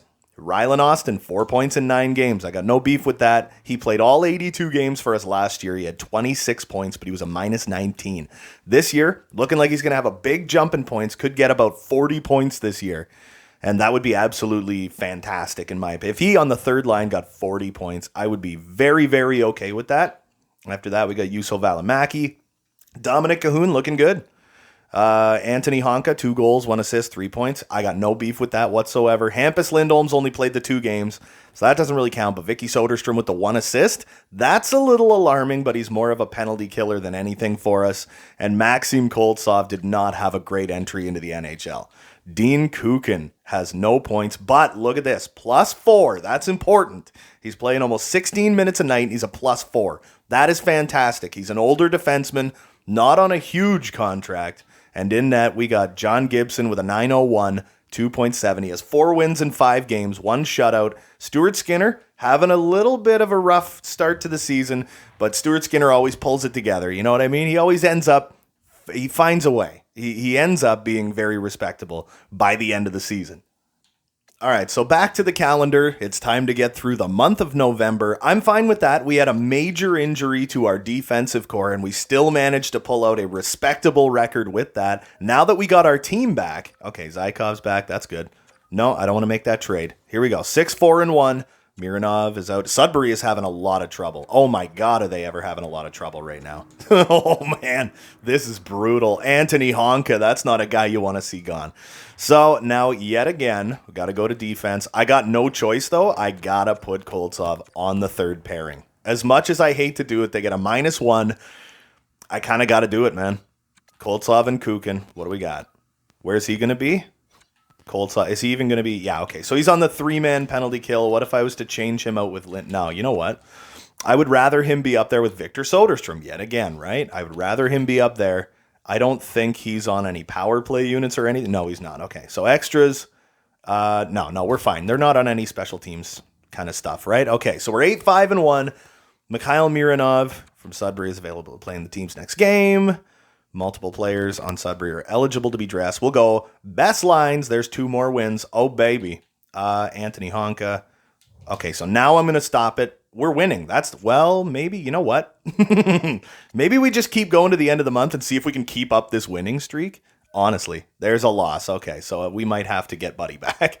But we're 13-6-1. Juuso Välimäki has a pulled groin. That's not someone you want to lose. He's back December 10th, but that's okay. That is okay, man. But it's slightly less than okay. So we got Victor Soderstrom. I'm going to have to put Koltsov up here in the top 4 yet again. And Anthony Honka is going to be back unless... No. Honka's going to have to go on that third line. So he missed a couple of games. He's a +5. But I think a lot of that is Dean Kukin, who's also a +5, 21 games into the season. So let's just get to the end of December. We'll see how we're looking. Best lines. Here we go. Shootout loss. That's fine. Ooh, that was a big loss. And another friggin' special teams loss. So we are 13-7-3, 23 games into the season. But Connor Bedard leads the team in points. So that's not awful. Against the kind of struggling Edmonton Oilers. You know what I mean? So here we go. Let's take a look at some of the stats. We're 23 games into the season. Jermaine Trotter and Connor Bedard have identical points. But Bedard is a +2. Willie Nee, not really falling off too much here. Still has 18 points in 23 games. Sergachev has looked fantastic with 15 points in 23 games, playing big minutes. Rylan Austin, 10 goals, 4 assists. Jackie Boy Roslovic, he's looking real solid. Looks like maybe he could be a 50-point player on that second line. And I'm totally fine with that. Tom Cizikas, 8 goals in 23 games. He's looking like he could potentially get a 30-goal season. And if he does, I got no beef whatsoever with that. Zach Sanford has looked really good on the fourth line. Marcus Foligno as well. Alex Nylander's been fine. Cedric Paquette's a hero. Klim Kostin, I do expect a little more out of him, man. I gotta say it. He's almost sheltered, too. You know what I mean? Dominic Cahoon's fine. Juuso Välimäki missed a couple of games. He's got 8 points, though. He's playing almost 24 minutes a night. That might be just a little too much for him. Whereas Hampus Lindholm is playing less than 18 minutes a night, and he's really thriving. You know, Vicky Soderstrom's fine, but he's... It's Hampus Lindholm that's injured? No. Who's injured? I can't remember who's injured now. Anthony Honka's been fine. Koltsov finally got his first career point, but I think he is getting overplayed a little bit. Now, Dean Kukin, 1 point. I got no beef with that. John Gibson, 9-11, 2.79. I'm fine with it. You know, I'm totally fine with it. Stuart Skinner has played 8 games. He has 4 wins. What does his record look like? 4-4. Okay, 4-4. I do expect a little bit more out of Stuart Skinner, but he hasn't been terrible. Whereas you look at someone like John Gibson, who has a 10-3-3 record. He has been everything we've needed, and he hasn't gotten injured yet, and that is a huge factor. So as much as it pains me, we are going to have to skip ahead until December 10th, and then we're going to have to, you know, get our defense kind of figured out. It's December 1st. So let's try and get this defense figured out. I feel like it's going to be a rough go. I'll check the Central Scout rankings shortly. Juuso Välimäki is available to play in the team's next game, but we're not going to put him out just yet. We're 15-9-4. We're having a bit of a rough go, but a lot of that is because of our defense. Connie Bedard, 25 points. He's looking really, really good. I hope to God he holds on to that franchise tag. I mean, I know he's only 21, right? So what we're going to do is we're going to get rid of, well, first of all, we're going to put Soderstrom back down on that second pairing. Instead of Koltsov, we are going to put Juuso Välimäki back out there. We got 2 left defensemen. That's not fantastic. He's a -1, but he has 8 points in 21 games. That's not terrible. All right, so now we got to take a look at this one. We got Anthony Honka. That is 100% not what you want to see. Instead of Anthony Honka, we're going to go with Sergachev, obviously. And then instead of Hampus Lindholm, who's starting to play more minutes, and I don't know how much I like that, he tends to get hurt when he plays big minutes, right? So I think we might go with Valimaki. And then on the penalty kill, maybe we go with Lindholm. Yeah, Hampus Lindholm and Hampus Lindholm. Okay, yeah, I'm fine with that. Extras? What do we got? Sergachev, Soderstrom, Honka, Lindholm, and Valimaki, Kukin. I'm going to go Valimaki here, and down here instead of Valimaki, I am going to go with Anthony Honka. So I'm fine with that. I like that a lot. That seemed to have been working for us, right? So now I am going to get through the month of December, the rest of it, and then I'm going to look at the rookies, going to look at the draft class. We're going to start taking our time, trying to figure out who the heck we like here. But this team has looked really, really good. Oh, my God, of course. Oh, my God, it's until March 18th. Are you joking? Oh, my God, herniated disc. He's like out for the year. Oh, my God, that's brutal. We get a +2 up there. Klim Kostin, what would he give us? +2. Alex Nylander, probably not. Rylan Austin, we can get a +5 with Rylan Austin. He's got 17 points, but now we need a third-line center. That's I can put Klim Kostin over there, and then I got to use like Austin Wagner. Plus, we still get a +1 with Wags. All right, what do we got? Special teams. I don't want Austin Wagner down there, right? Oh, that's they get a minus. Yeah, I don't want Wagner down there. We could put Rylan Austin up there, but I'm not using Wagner. Well, you know, I might use Wagner. I don't know. Because I don't think he's going to be overly useful on the penalty kill for us. Because our penalty kill's pretty damn fantastic as it is.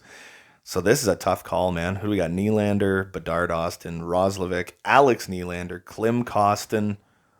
Who else do we even have? Not really anyone, eh? Is Tommy Cizikas? Yeah, he's out there. So I might have to use another defenseman instead. I might use, oh man, Anthony Honka. He's already out there. So we got Sergachev and Honka. So instead of Sergachev and Honka, use Sergachev, Valimaki, and Honka maybe. What about Anthony Honka? There you go. It's going to have to do, man. Extras, 3-on-3, Bedard, Nylander, Roslovic, Cizikas, Kostin, and it's going to have to be like Alex Nylander for now. I'm going to have to do like a complete revamping of our lines. We just lost one of our best players for pretty much the whole year. That is catastrophically bad. But we're still winning games. So that is a testament to how much better this team is this year than it was last year. We're 21-11-4, approaching the halfway point of this season.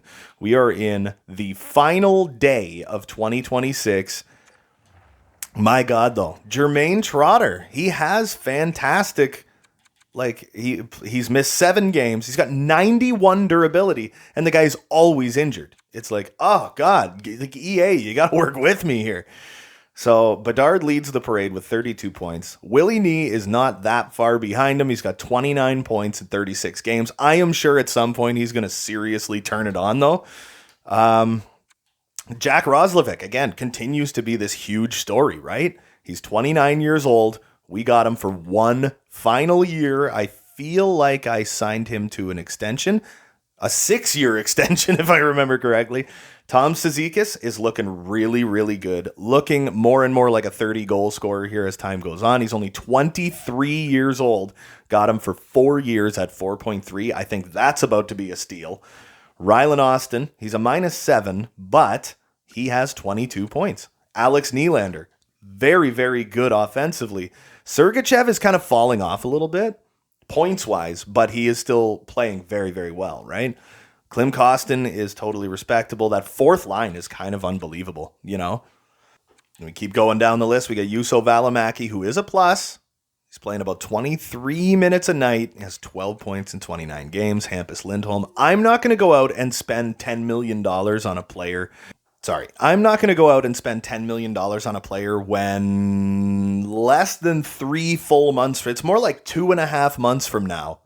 Jermaine Trotter is going to be back, and then I'm going to be stuck. It's going to be after the trade deadline, and then I'm going to be stuck with too many players, not enough money. So John Gibson, again, continues to have a very, very good season. He's got a .913 save percentage, 2.82 goals against average. He's just a phenomenal goaltender. And look at this, Stuart Skinner, totally bringing it back, baby. .904, 2.81 in the 12 games that he has played. He's starting to look a little better here, man. He's starting to look respectable. So I do like that. I do need to go and do a bit of a deep dive on the draft class. I did trade my way back into the first round. What did I get? Arizona's pick? Yeah, the Arizona Coyotes pick. It's looking like it's going to be just outside. It looks like it's going to be just outside the lottery. But we now do have a first round pick and all of our picks up to the 7th. I know the following year, we've got like no picks at all. I think our first pick is in the 3rd round. So there's that. But hey, we're going to go look at the draft class. We're going to see what we got here. Miroslav Sekera. What a name. I love it, dude. This guy looks like he's going to be unbelievably good, though. Oh, yeah, baby. Jukka Tuppurainen. That might be my favorite name I've ever heard in my life. So there's that. The next, Joe Thornton, but he's potentially a sniper. I'm hoping he's a playmaker. So let's just say we get like pick 18. There you go. Victor Kozlov would be our guy. Center. Bad senses, man. Oof. So he's going to be one of those guys with EA-ified offensive awareness and stuff like that. Looks like he's 1 year out, and he's looking like he's got freaking superstar X factor. So we're definitely going to look at him. Chuck Walker, what a name. Left defense, very, very small defenseman, but he looks like he's got just about nothing wrong with him. So I would take a look at him. Who do we got around here? Avery Ronning, love that name as well. Right defenseman, mobility, shutdown defenseman. No weakness, could be 2 years out like Mark-Edward Vlasic. So if the thing is, you got to keep looking at places like this as well. Not just like pick 18, because Arizona, obviously, they could rise, they could fall, they could end up all over the place. Now we got Sami Niittymaki. Puck protection, agility, foot speed, no weakness. I like that. 3 years out, very likely is medium top 6. This guy, Gustavo Gamble. Gamble, it's a bust. That's funny. All right, so we got Rene Dubois. What is he? Left winger, 6'1" left winger. No weakness. He's a goal scorer, man. So that could be a fun late first round pick. Getting on to the second round, we're going to be probably later on in the second. Beaumadien. Philippe Beaumadien, left defender, 5'10", 173. Could very well be an offensive defenseman. He has bad skating, apparently, but I'll take a look at him anyway, because he doesn't look like he has bad skating. Quinn Spurgeon. He's looking like he's pretty much the best goaltender at the draft thus far. Dwight Molly. He could be a two-way forward. He very well could be. The thing that's getting me that I like a lot about this guy, he doesn't have a ton of points playing for Ottawa, but the +6. Leadership ability, offensive instincts. I think he's very likely a two-way forward. I do think he is very likely a two-way forward. Lubomir Ballet. What a name. Oh my God. This year has been a fantastic year for names. So I'm thinking he's more like medium top 9 than bottom 6. I don't know. Everything I'm looking at here strikes me as medium top 9. But I'm fine with medium top 9. Gustavs Komutov. Left wing, not the biggest guy in the world, but again, good speed, no weakness, could be 3 years out, we don't know. The problem this early in the season, Ted Fotinos. Big goalie, too, I like that. He's a big guy, 4 years out, we'll take a look at him. I was about to say something, Slav Tarasov, 5'11", 186. 3 years out, could be low elite, could be low top 6. I don't mind that. All right, we're up in the 3rd round now. Where this should be somewhere around where we pick, right? Sergei Voloshenko. What do we got? Puck protection, physical play, defensive zone play. So he's either a two-way forward or likely a grinder. Yeah, 4 years out. I like that. Grinders are tough to find. Philip Barinka, two-way forward, center, decision making. I've never seen that before. Decision making. That's wild. Honestly, never seen that before. Ooh, here we go. Timu Antia. What a name, dude. Yeah, that's what I was going to say. This year seems to be the year of absolutely fantastic name.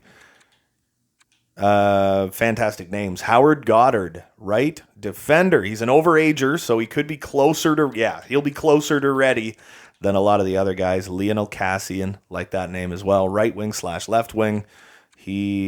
Offensive instincts, balance, could be strength, 5'11". So maybe he's a stocky kid, eh? What else do we got? Low elite. Could be a medium elite. Sergei Volkov. No weakness. Character is a strength. Leadership ability, size and strength. Oh, yeah, he's probably a shutdown defender. Very likely, and I like my shutdown defenders, especially in like depth defense roles, like your third pairing. I like them to be pretty shut down, you know what I mean? So we're getting up in the hundreds now, so this is probably as far as I'll go right now, because otherwise we'll be here for a month and a half, so I'll take a look at him. Maybe this Laurent Leblanc. Great name. 6'4", 197. Very likely could be a power forward. Yeah, defensive zone play, goal scoring. So I'm going to say either two-way forward or power forward. That's what I would guess. Yeah, so that's as far as we'll go on that. Just for right now, I am going to skip ahead one day, and I'm going to go to the contract screen and see what the F we're dealing with. So Juuso Välimäki wants to come back. He is a +2, not getting a ton of points, but he's only 28. We're not at the halfway point. He missed some games as well, right? The rest of the team's, 36 games in or 37? It's either 36 or 37 games in. If he played that extra 7 or 8 games, likely has like 15, 16 points. I think he finishes the year with about 35 points. If he goes on a bit of a run, maybe 40 points. He's fantastic. He's got great everything. You know what I mean? His defense is solid. He fits relatively well. He's not going to cost 8.3. 7.5 for 5 years. I'm kind of fine with that, but I could get that down to like 6.8. And then I have a top defensive pairing where no one makes more than $6.8 million a year. But that kind of caps us out. Money-wise, we're pretty tight now, man. We're like right back up against the cap again, but it's only for 1 year, remember. It would only be for 1 year, and then Gibson's $8.5 million comes off the books, and guess what? My boy, Rocky Khan, will be making his big NHL debut, and he's looking relatively solid in the AHL with an 18-5-4 record, 907, 214. This guy's going to be a gem. This guy is going to be a legendary goaltender. I can feel it. Oh, man. Franzen's only played 9 games. Hasn't looked fantastic. My boy, Marcel Bourdon, the 20-year-old medium starter potential goaltender taken in the 7th round. He's looking pretty solid as well. Could end up being a long-time backup goaltender for us. You know what I mean? So that would be absolutely fantablicious. Do we have anyone else that we really need to worry about? Oh, that's all in the system. So Välimäki, we got him a contract offered. We're getting a more expensive team, and that's fine. We got Honka, Kukin, Cedric Paquette. I think I'd like to maybe bring him back one more year. Anthony Honka is a +15. So I think I'd like to keep him around. What would he want? $1 million for 2 years.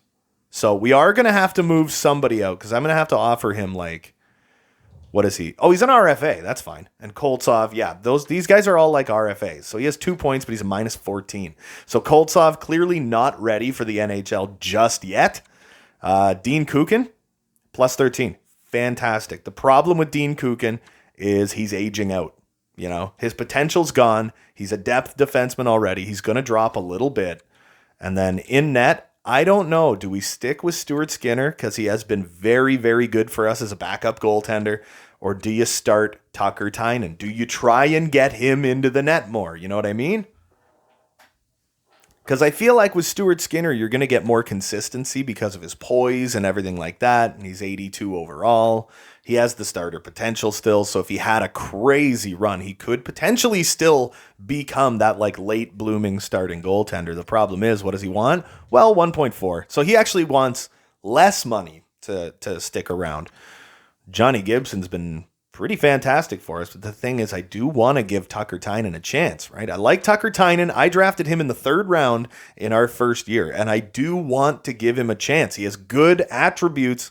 He just doesn't have the poise yet, right? And that is the difference between him and Stuart Skinner. Stuart Skinner has the poise already, but Rocky Khan, I think as early as next year, could be fighting for a backup job. So I don't know if I want to really extend anyone just yet. You know what I mean? But the fantastic 21, 11, and 4 Sault Ste. Marie Snow are looking like they're going to be a pretty solid team. So let's see what we can accomplish. Yusuf Alamaki, he's back for, 6 years? Oh, now we're going to get a couple losses, but we get a couple of wins too. We haven't had an injury in a while, and of course I just said that. Zach Sanford, who is not the grinder you want to lose, has been injured with a mild concussion. His estimated return is January 22nd, so that's not bad. What is the date? It won't show me the date. Okay, so that's not where I wanted to go. Austin Wagner, he's a +4, so I got no beef with that whatsoever, right? But we don't have any more scratch forwards. We lost Sanford. We didn't lose him long, though. I feel like he's only going to miss a couple of games. Jermaine Trotter, on the other hand, we're going to be missing him for quite a while. I'm not putting Koltsov out as a forward. So I do, that's fine. So I do need to go down to the minors, and I do need to grab a forward. So what's Fonstad? He is a playmaker. Alan McShane, he's also a playmaker. Riley Stotts is a two-way forward. Oh my goodness, look at his awareness. He's got no puck control whatsoever, but look at the awareness, the defensive awareness. I like that. Durability's good. Defensive awareness is absolutely fantastic, and he's actually a pretty decent face-off guy. So let's see. These moves will result in your team being over the cap, so I can't even call anyone up? Okay, Riley Stotts, so I have to go back to the NHL, and I have got to bring Mr. Koltsov. He's got to be taken down. All right, Koltsov's got to go back to the minors so I can call up a forward. And now, until Zach Sanford comes back, we cannot afford an injury. For the next little bit, we literally cannot afford an injury. So Riley Stotts, we go to special teams, go to the penalty kill. What do we got? Riley Stotts and Jack Roslovic, that's actually a pretty damn solid PK. Roslovic and Paquette will keep that exactly as it is. Jack Roslovic's playing over 19 minutes a game. He has 33 points. That's unbelievable. I cannot tell you how absolutely jacked I am about Jack Roslovic. He's been fantastic. 4-on-4, I just want to... Bedard and Wagner. I don't like that. Whoops. Didn't mean to press that so many times. We got Roslovic and Wagner. Austin Cizikas. I'll leave that alone. Whoops, went the wrong way. 4-on-4 continue, blah, blah, blah, blah, blah, blah, blah, blah, blah. No Wagner. Okay, that's good. But I do want to go to Anthony Honka and move him down a little bit. He has 7 points, plus 13. Absolutely stoked about this Anthony Honka kid. Back to edit lines. As per flippin' usual. Go to starting lineup and best lines. There we go, baby. There we go. Alan McShane is just about ready for the NHL. My boy, Nikolai Ovechkin, 30 points. Oh, baby. He may not have any accelerometer, but this guy might be the greatest shooter of all time. And I'm not joking about that. We also got my boy Cameron Craig, who's another one, the power forward greatest shooter of all time. So once these guys are ready to come up to the National Hockey League, dude, we're going to have kind of unbelievable scoring. Our power play is going to be like Edmonton's in real life. One of those things where it's 400%. All right, Mikko Peltola, 4th round pick in 2022, offensive D-man. Look at this, 30 points, plus 16, 75 overall, low elite. He might be coming up relatively soon. Maxim Koltsov, oh yeah, he's going to be the number 1 guy. We got Pasi Ramos, 7th round pick by the Columbus Blue Jackets. Matty Tarvinen, medium top 4 potential, 5th round pick. Then Kelvin Peterson, 4th round pick. Mikhail Mironov, 2nd round pick. We don't even have a 1st round pick.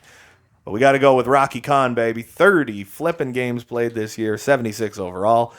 Charlie Franzen's kind of crapping the bed here. Look at John Gibson. Oh, it's beautiful. I love it. Stu Skinner, he's coming back. He's good to go. He's fine. All right. So let's keep on keeping on. We're still going to be trying to win as many games as humanly possible. Not going to bring Zach Sanford back just yet. Going to decline that trade. Skip the Central Scout rankings. We got 2 losses in a row. We are a wild card team with a 27-16-4 record. Damn. Okay, so here's the thing. we gotta put Zach Sanford back out there. Because our fourth line is kind of unbelievable. But Zach Sanford is a huge part of that. So now, do I want to go to roster moves? Or do I want to just keep Riley Stotts? He doesn't really fit everywhere as well as like Austin Wagner does. But I mean, Jermaine Trotter, I think it's less than 2 months now and he'll be back. But man, is he ever... I think he's only going to play like 37, 38 games this year after having a great season last year. It really is like a death blow, right?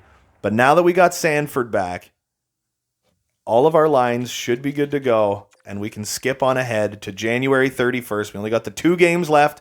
Everybody should be good and healthy. Moving on into this game. 2 wins in a row. Boom, there you go.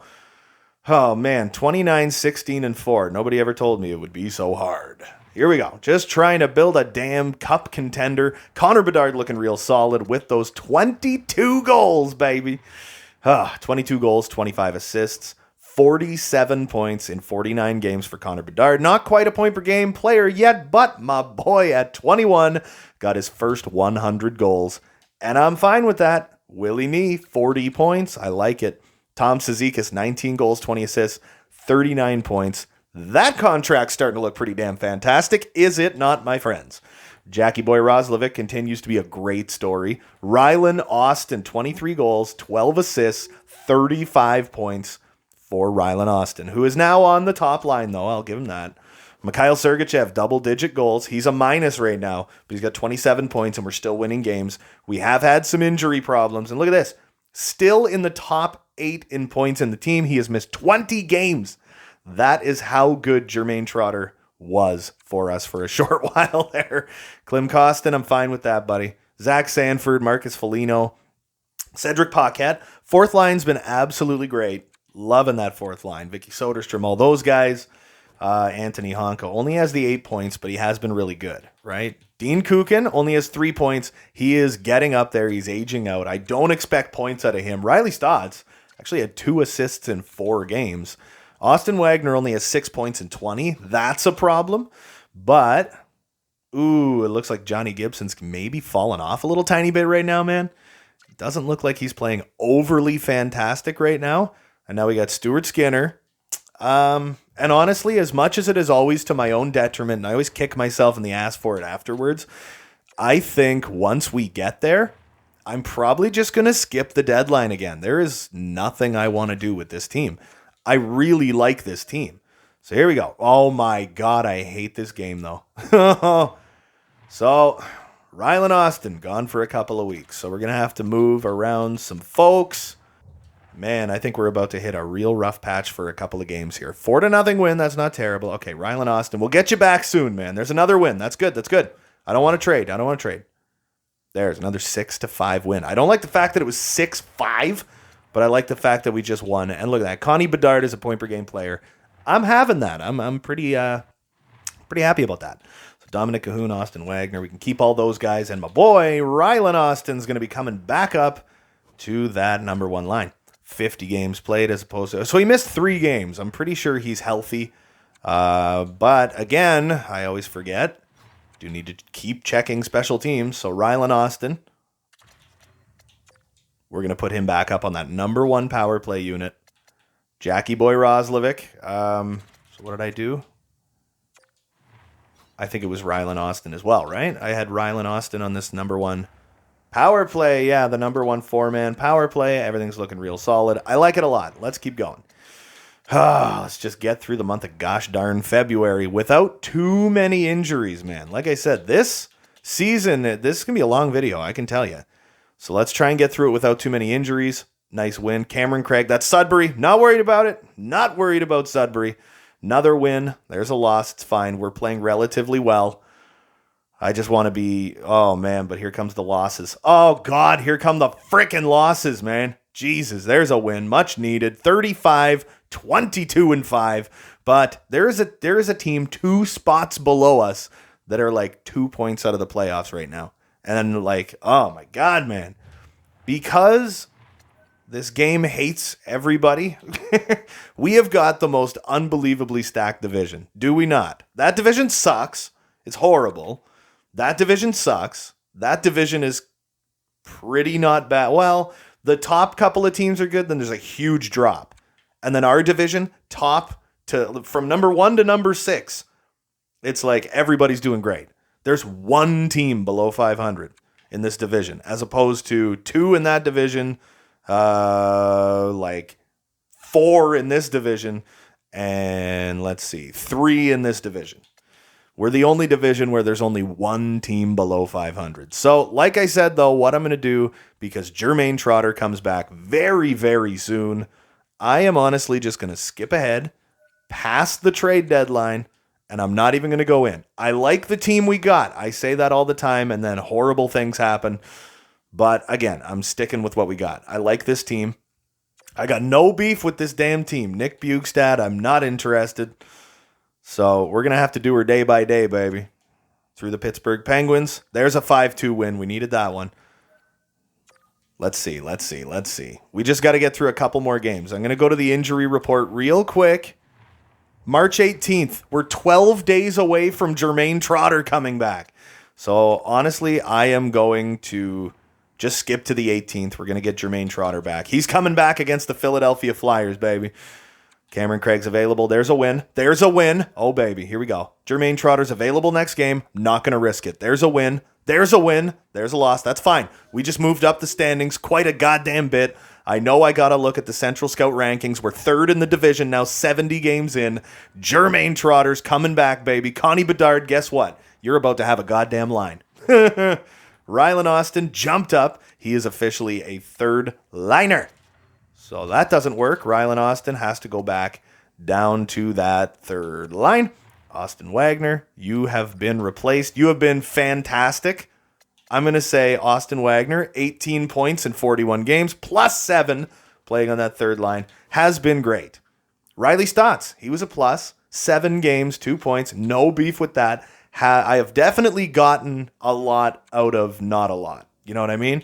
So instead of Rylan Austin, what we're going to do is we are going to put him down here where Anthony Honka was, and we're going to move Anthony Honka for my boy Jermaine Trotter. We got to get him back out there, baby. So we get a +3 over here.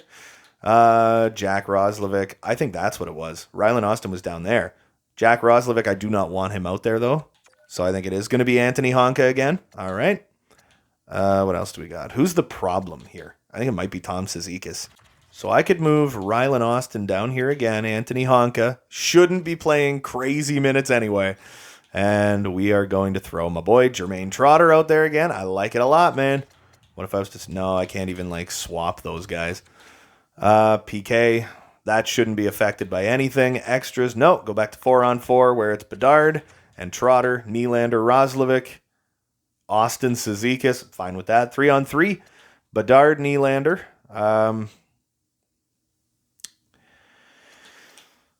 Roslovic, Cizikas. What do we want to do? Probably throw Nylander down with Roslovic yet again. Go to the left wing thing. Jermaine Trotter. And then go Kostin Nylander. I'm fine with that. Instead of Honka here, I think we should go with Valimaki. Yeah, I think that's what we'll do. I think that looks just fine by me. Everybody's looking real solid.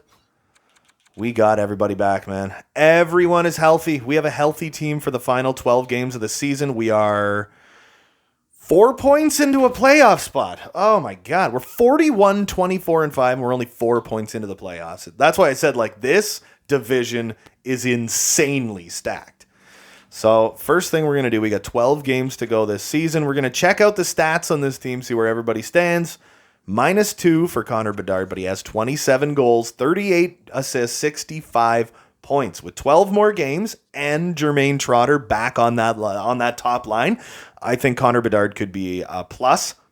Going into the playoffs, I think this line could get a lot more effective. I mean, Willie Nee, I'm not going to complain at all. He has had 4 fantastic seasons for the Sault Ste. Marie Snow, and he is definitely going to be one of those guys the number 88 will never be worn again in Sault Ste. Marie. Once this contract is up and he leaves Sault Ste. Marie, I'm telling you right now, William Nylander, man, no one will ever wear 88 again. I'll make sure of it. Tommy Cizikas, what a pickup. We moved Tomas Hertl, who was like 32 or something, for a 23-year-old Tommy Cizikas, and he is not disappointed. He may be disappointed a little bit last year, but he is in his 4th season in the National Hockey League, and this is the breakout. This is the breakout year for this kid, and we got him for peanuts. Jack Roslovic, plus 17. I cannot say enough good things about Jackie Boy right now. His contract expired. I'm going to go back to contracts real quick because I'm like 90% sure we signed him to like a 6-year extension, and he was like the shocker, right? I know that extension is $5.6 million. It's 1, 2, 3, 4, 5, 6. 6 years. So we got him till he's 36, right? Which I know we probably don't hang on to him that long. But at the same time, at that point, he's probably going to be like a third-line center. 4 or 5 years from now, he likely will be like a third-line center. But you got to think 4 or 5 years from now, the cap's going to be at like 100 and something million. 5 is going to be peanuts, right? So that won't be such an issue. No, I didn't mean to go to the calendar. No, not yet. I'm not ready for that yet. I do want to look at the draft class. I am really starting to think that maybe, just maybe, not doing anything at the deadline might have been a perfectly decent thing. So it looks like the Arizona Coyotes did in fact jump right up the standings. It's looking like they're doing all right for themselves right now, but this Avery Ronning kid, man, if we get like the 25th pick, he's got that superstar X factor. He is a defenseman. He could be fantastic. And then we can just move on to the second round and we can start grabbing some folks. I do kind of like this guy, Philip Boumediene. Little defender, man. He's a bad skater, but I don't mind him. We need to get a little more info on some of these guys still. Ooh, wait a minute. Stefan Brassard, man. Right defender. He's a big boy, too. He's got horrible skating, but he's got pretty decent everything else. Could be a low elite defenseman. Never know, man. Miroslav Ivanons, 17 years old. No weakness except, again, he's got no wheels. Let's get back to the calendar. We're done with all that stuff. Let's simulate on ahead to the end of the season. Let's pray to Santa Jesus God, as Ricky from Trailer Park Boys would say, that we can keep Jermaine Trotter healthy. We can keep a relatively healthy team. Oh, baby, look at the offense. We're winning games. Oh, yeah, we're moving up a little bit. Well, we got a couple of losses. We're still getting points a little bit here and there. We got a lot of wins. Oh, baby. Jorge Purcell, I'm sorry that happened to you, but we're having a fantastic end of the year. We got over 100 points. We're not going to come even close to taking the division, but 49, 25, and 8 is the best record this franchise has ever had in 6 years. This is the best regular season record the Sault Ste. Marie Snow have ever had. And I'm going to throw it out there and say, yes, the Montreal Canadiens, who I believe won the Stanley Cup last year, are the President's Trophy winners this season. So that means we're taking on the Buffalo Sabres, who were 4 points behind us in the standings. Let's take a look and see how everybody did this year. Connor Bedard led the parade with 70 points. Got no beef with that whatsoever. Alex Nylander, a very respectable 69. We got Tommy Cizikas with 65 points on the second line. Jack Roslovic with 63. Got no beef with that. Alex Nylander on the third line got 60 points. Rylan Austin, 53 on the third line. He played a little bit on that top line, but he's a third liner. Klim Kostin with a 50-point season. 50 points from Klim Kostin, less than $3 million a year. Mikhail Sergachev, 18 goals, plus 6. What a beast. Dominic Cahoon on the third line. No, he's on the second line. 47 points, plus 18. Zach Sanford, plus 23. He's got 36 points on the fourth line, playing 9.5 minutes a night. Call him Zach Spezza. Jesus. Juuso Valimaki, great end of the season. As soon as we got Trotter back, everyone on this team just like turned it on. Jermaine Trotter, horribly has only played 41 games this year. He is 24 years old, turning 25, and he has not even played 500 games yet. He's turning 25 years old, and he has already missed, 27 and 41. Oh my God, man. He's 24 years old, and he's missed close to 70 games in the NHL. That's crazy. Loco. He's missed freaking, 68 games in his career so far, and he's 24. 68 games. That's brutal. He got his 300th career point, though.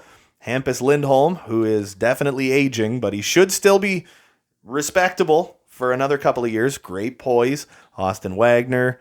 Anthony Honka. I like the kid, man. Plus 10. 12 points in 74 games. Nothing to write home about. Can't complain, though. Dean Kukin, in what could be his final hurrah in the National Hockey League, was a plus 21. Played very respectably. And yeah, Riley Stotts, when he came in relief of injured players, he was absolutely fantablicious. Take a look at the goaltending where, Gibby kind of fell off a little bit. 906, 2.93, but the playoffs, that's what we want him for. Stuart Skinner played 21 games under 900. We did not have a single goaltender injury, though. So let's take a peek and see who the big winners were this season. We got Clayton Highnote. He was the first overall pick that first year, and he finally had a 64-goal season. What a monster. Boris Tarasov, who was the 2023 15th overall pick, 99 points. Patty Laine with a 40-goal season, 98. McDavid gets himself 97 points. Hanu Hentonen, low elite second-round pick. What drafting! 31-year-old Nathan McKinnon with a 95-point season. Cooch, 33 years old. He's starting to decline now. Still has a very, very good 95-point season. Mitch Marner with a 94-point season, playing for the Montreal Canadiens for the rest of his career, basically. And Austin Matthews, the lone man, still in Toronto, has 4 more years left, so he is going to be a lifer in Tirana. Jaden Karkner, franchise, first overall pick, 2.5, almost 3 years ago, power forward. That's going to be a big contract. That's what I'm saying. So who won the rookie race, man? Vinny Daze, the second overall pick. He had himself a 60-point season. My boy Demetrius Pogge, he was the 16th overall pick like 4.5 years ago. Jonathan Ciara, he was the 3rd overall pick. Oh, that really solid-looking two-way guy. That's right. I remember him now. Okay. We got Patrick McDonald, 20 years old, playing for the Seattle Kraken Medium Elite, 85 overall, 2nd overall pick a couple of years ago. He's a sniper. Fraser Minton, what a name. Man, there's some fantastic names in this damn game, you know what I mean? Like I said, we might as well just embrace it. This is going to be the longest video in the history of anything that has ever happened, ever. So, we got over 100 points. Best season in franchise history thus far. This is what happens when you make 700-year-long videos, right? Advanced day. Matty Tarvinen for Sudbreh. And then we'll skip ahead one more day where the NHL season is done. The AHL season is done. They wanted us to finish first in the conference, but we had a damn team. Oh my God, look at Sudbury. 60, 17, and 5. Wow, what a year. So I gotta go to edit lines. I want to take a look and see if anybody we like grew. Nikolai Ovechkin, welcome to the NHL next year, buddy. There you go. Who else do we got? Jeff Clymer, he's one of mine. He's not going to be in the NHL next year. My boy, though, Cameron Craig, power forward. How did he do this year? He had 34 goals, 6 assists, lots of points. I'm going to switch him out with Clymer. Do we have anybody else that I personally drafted? Reese Flaherty, 6th round pick. Vitaly Zykov, undrafted. I found it. I found him.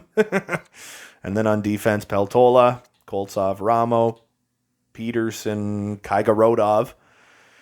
7th round pick. A couple of years ago, he's 21 years old. Low elite, had 15 points in 43 games for Sudbury. He was a plus 23. He is a two-way defender. I like him a lot. Mikhail Mironov, 2nd round pick. Oh, I think Mironov might end up busting, though. Think he might be a bust, man. He's only 71. He's 24. He's running out of time. Let's see what we did in net. Rocky Khan jumps to 77 in the offseason. I'm really hoping he jumps to like 80 to 81 overall. And he could potentially be the backup to Johnny Gibson next year. And if he is, he could potentially grow into that starting role as soon as 2 years from now. He could be the starting goalie on this team. And then we've got our starting goaltender for a very long time. So here we go. 6-1-3 in our final 10 games, 49-25-8 record. And it is time, my friends, for the playoffs to begin. All right, so let's jump right into it. Game 1 of the Stanley Cup playoffs up against the Buffalo Sabres. Let's get through that first period. You know, we do this relatively quickly, and that is not what you want to see. Not even a little bit, man. 2-0 for Buffalo after period 1. Second period, still 2-0 for the Buffalo Sabres. But Gibson has looked relatively decent. We are, he's still above 900. So after the third, 3-2 game. So Dean Kukin and Tom Cizikas score against Elvis Merzlikins. Oh my goodness. We need him to get injured is what needs to happen, man. All right, so game 1 in the books. That is not where you want to be. Down 1-0 against the Buffalo Sabres, especially at home in Sault Ste. Marie. So game number 2. What do we got, baby? First period, tied at 1. Rylan Austin gets one past Elvis Merzlikins. Second period, oh my goodness, it's 2-1 for frickin' Buffalo. Third period, 2-1. They're up 2-0 in the damn series already. Dude, I started the playoffs less than 2 minutes ago. So we lost both games by 1 goal at home. Oh my goodness. This is not what you want to see. Matty Tarvainen will bring him back, and that's for the AHL. So game 3, let's get into it. If we drop this one, we have to slow sim every game moving forward. First period, 1-0 Buffalo. Jesus. Second period, 1-0 Buffalo. Do not do this to me. Third period, tied at 1. Oh my God. Juuso Välimäki puts one home, and we're going to OT in game 3. Can we pull it off even though we dropped the first goal? Let's get her going. First overtime of the playoffs. Can we pull it off? And no, God. 2-1 for Buffalo. So that is the third 1-goal game we have lost. You know what? We got to take a look here. We got to go to the edit line screen. We got to take a look. What is going on with this team right now? Dominic Cahoon, does that... Well... Man, I don't know what to do right now. We've got Sergachev, Välimäki, Lindholm, Soderstrom. Okay, so Sergachev has a playable injury. He must have missed a couple of minutes in a game. Johnny Gibson, look it is not goaltending. All right, it is not goaltending. What do we got on the power play? No points for Willie Need. No points for Connor Bedard. 1 assist for Jermaine Trotter. Rylan Austin has a goal. Klim Kostin leads us with 2 points. Tommy Cizikas with a goal. Alex Nylander with a point. Anthony Honka, Juuso Välimäki's second power play is kind of getting her done. Yeah. So what about guys like Cedric Paquette is a plus. Marcus Foligno's a plus and has a point. Jack Roslovic is a -4. Eesh. So that is a bit of a problem. I just don't know. He's -2. Victor Soderstrom's a -2. Hampus Lindholm's a -1. That's not awful, but it's like, dude, is Jack Roslovic, after having an unbelievable resurgence of relevance, it's like, is he one of the reasons why we're struggling? We're down 3-0 in the first round. We just had a franchise best season. But it really seems like Buffalo is just kind of rolling right now, and I do not want to lose this series because it's like, my God, man, we worked so hard to get here, and this is the first round.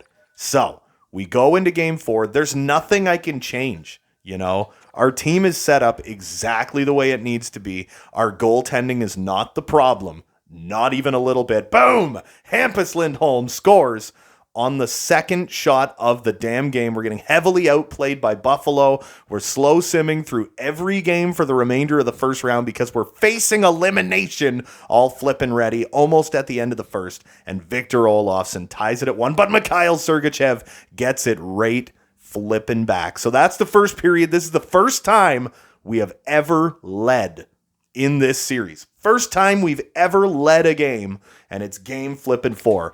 Second period, what do we got, man? Still being heavily outplayed by Buffalo. That we were able to kill that penalty off, so that is definitely huge. And freaking Filatov ties the game up at 2. We just cannot seem to get ahead. It's like no one on this team is playing like their lives depend on it. And now Jack Eichel, they're like doubling us in shots. Thank you, Jack Roslovic. You finally freaking did something. And that is going to kill the second period. We're tied at 3. If the shots were a little more evened up, I swear to God, this is a 3-2 game or a 3-1 game or even like a 2-1 game for Sault Ste. Marie. My God. Game 4, third period, everything on the line right now. We are in the final 15 minutes of this game. Cannot get her done on the power play, but we're evening up the shots a little. Another power play. Come on, boys. No, we can't get it done on the damn power play. What is happulating here? Come on. Are we going to OT? Oh, Clem Costin. 3 minutes left in the damn game. And no empty netter, but we remain alive. We evened up the shots. We beat Elvis Merzlikins 4 times in that game. And we pushed at game 5. So now back-to-backs, but we are back in Sault Ste. Marie for game flipping 5. Can we stay alive again? Starting the first period, we got the first shot. Now we are heavily outshooting Buffalo. It looks like we are definitely looking like a team that does not want to be eliminated right now. We got a power play. That was killed off. Approaching the end of the first, it is still a 0-0 game, and Danton Heinen puts in the 4th shot of the damn game. And now they got a power play. Oh, no. Oh, no. So we outshot Buffalo 14-5 in the first period alone, and it's 1-0 Buffalo. That is absolutely catastrophic. That is absolutely not where you want to be. You know what I mean? All right, here we go. We got another power play in the second period. Cannot do anything with it. Now Buffalo is starting to even things up a bit, but we're pulling ahead again. We were doubling them in shots on goal, but we just cannot seem to beat Elvis Merzlikins, man. There we go. Dominic Cahoon, baby. Puts something in the net, ties it up after 2. So we got to dig really deep here, man. We are facing elimination. Game 5, down 3-1 in the series. If we can pull this out, I don't know, man. If we can reverse sweep Buffalo, that would be pretty heroic. So here we go. Third period of play. What can we do? Power play for Buffalo. They really evened the shots up. We get a power play, and Connor Bedard finally puts something in the net. It's 2-1 Sault Ste. Marie. Let's see if we can continue this one. Is it going to be another 1-goal game? Oh, baby, another power play. Oh, they got Mark Stone. No. Are we going to overtime again? Oh, my God. These are killing me. Game 5. Flip it overtime, second game of the first round that has gone to overtime now. Let's see what happens. In OT, power play for Buffalo instantly, and it's a long one. Oh, no! Oh, what just happened?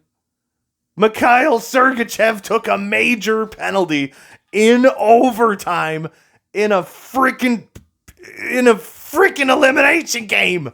We just got eliminated in the first round by the Buffalo Sabres in 5. Oh my God, dude. Oh man.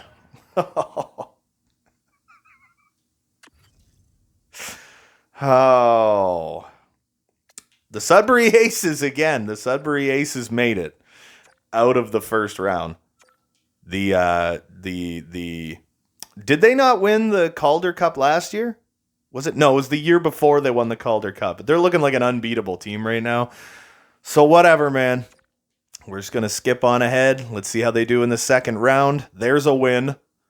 2-0 series. Third game. There's a loss. 2-1. All right. There's a loss, tied at 2. Laval Rocket really showing that they're pretty unbelievable. Now we're down 3-2, just like that. And there's a win, pushing Game 7. Sudbury Aces are eliminated in the second round of the playoffs. So let's see who won the damn Stanley Cup. Wow, that seems like a ridiculous amount of work to put in for nothing to happen after. You know what I mean? I am going to look at the Central Scout rankings. Let's see what everybody's saying. Oh man, now that the season is done, let's see where they're thinking. Arizona. Okay, so they're thinking Arizona's the greatest team on the planet. Rene Dubois might end up being that guy that we get. You know what I mean? I'm not 100% sure on where they are. Gamble was that bust. What else do we got? Oh man, Boumediene. Yeah, it's looking, this was the year. You know what I mean? Sudbury player Kelvin Peterson. I'm just going to say best lines. The season's over. I'm thinking we're probably going to have a rookie or two like that Nikolai Ovechkin kid. He's going to be coming up to our team this year. I'm going to skip on ahead to one day before player retirement. So that must have got the fans pretty damn happy. But yeah, no, the owner is mad because we put together an unbelievable freaking team and they still cannot get out of that first round. Year 1 of this franchise, we made it to the Stanley Cup Finals. Next year, I think we missed the playoffs. The next year, we got taken out in the first round. The next year, we missed the playoffs. The next year, we missed the playoffs. And we made it into the playoffs this year with a fantastic record. And just couldn't do anything with it. You know what I mean? Oh, so the owner is not happy. This is the end of year 6. This was supposed to be our year to really do some damage in the playoffs, and we just didn't. You know what I mean? So what do we got? It looks like Connor Bedard staying where he is. Sergachev, Trotter, Nylander. Roslovic is up at 87 overall after a ridiculous year. Tom Cizikas is up to 86 overall so far.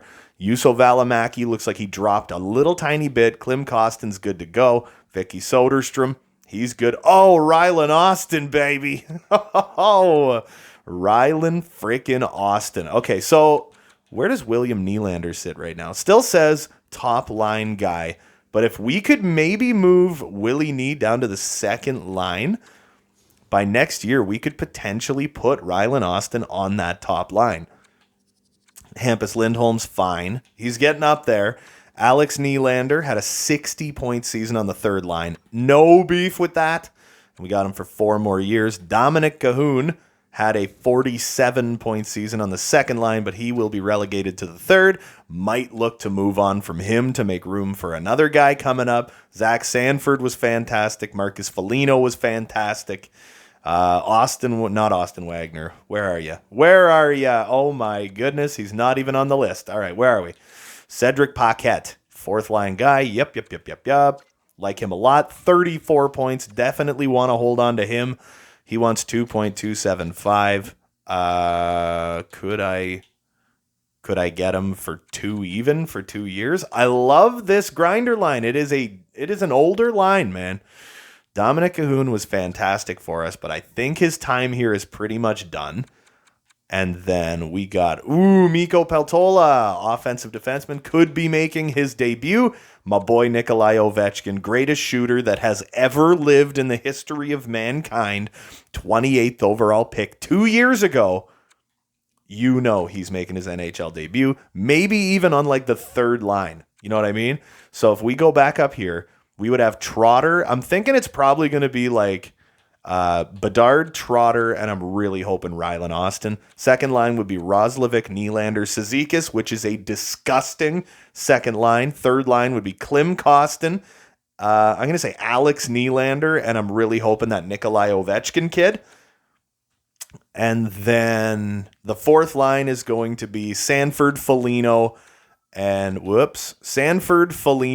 Paquette. I'm thinking there's your fourth line. On defense, I'd love to bring, got to go down to it now. I got to find him. I'm thinking Koltsov. I don't know if he's really going to be coming back. I know that Dean Kukin is out. Mikko Peltola, I think he might be coming up. He had 65 points and he was a plus 42. The guy's unbelievable. You know what I mean? So he is definitely a fantastic defenseman. Really want to bring him up, but that means Anthony Honka might not be the guy, you know? Nikolai Koltsov, he's not going to be the guy. What if, well, Honka was good. That's the thing. Plus 10, he only had 12 points.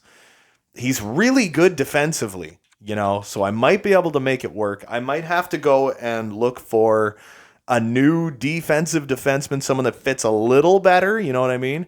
And then in net, oh, Gibby. Gibby fell a tiny little bit there, man. I hope he doesn't drop to like 86 or something next year.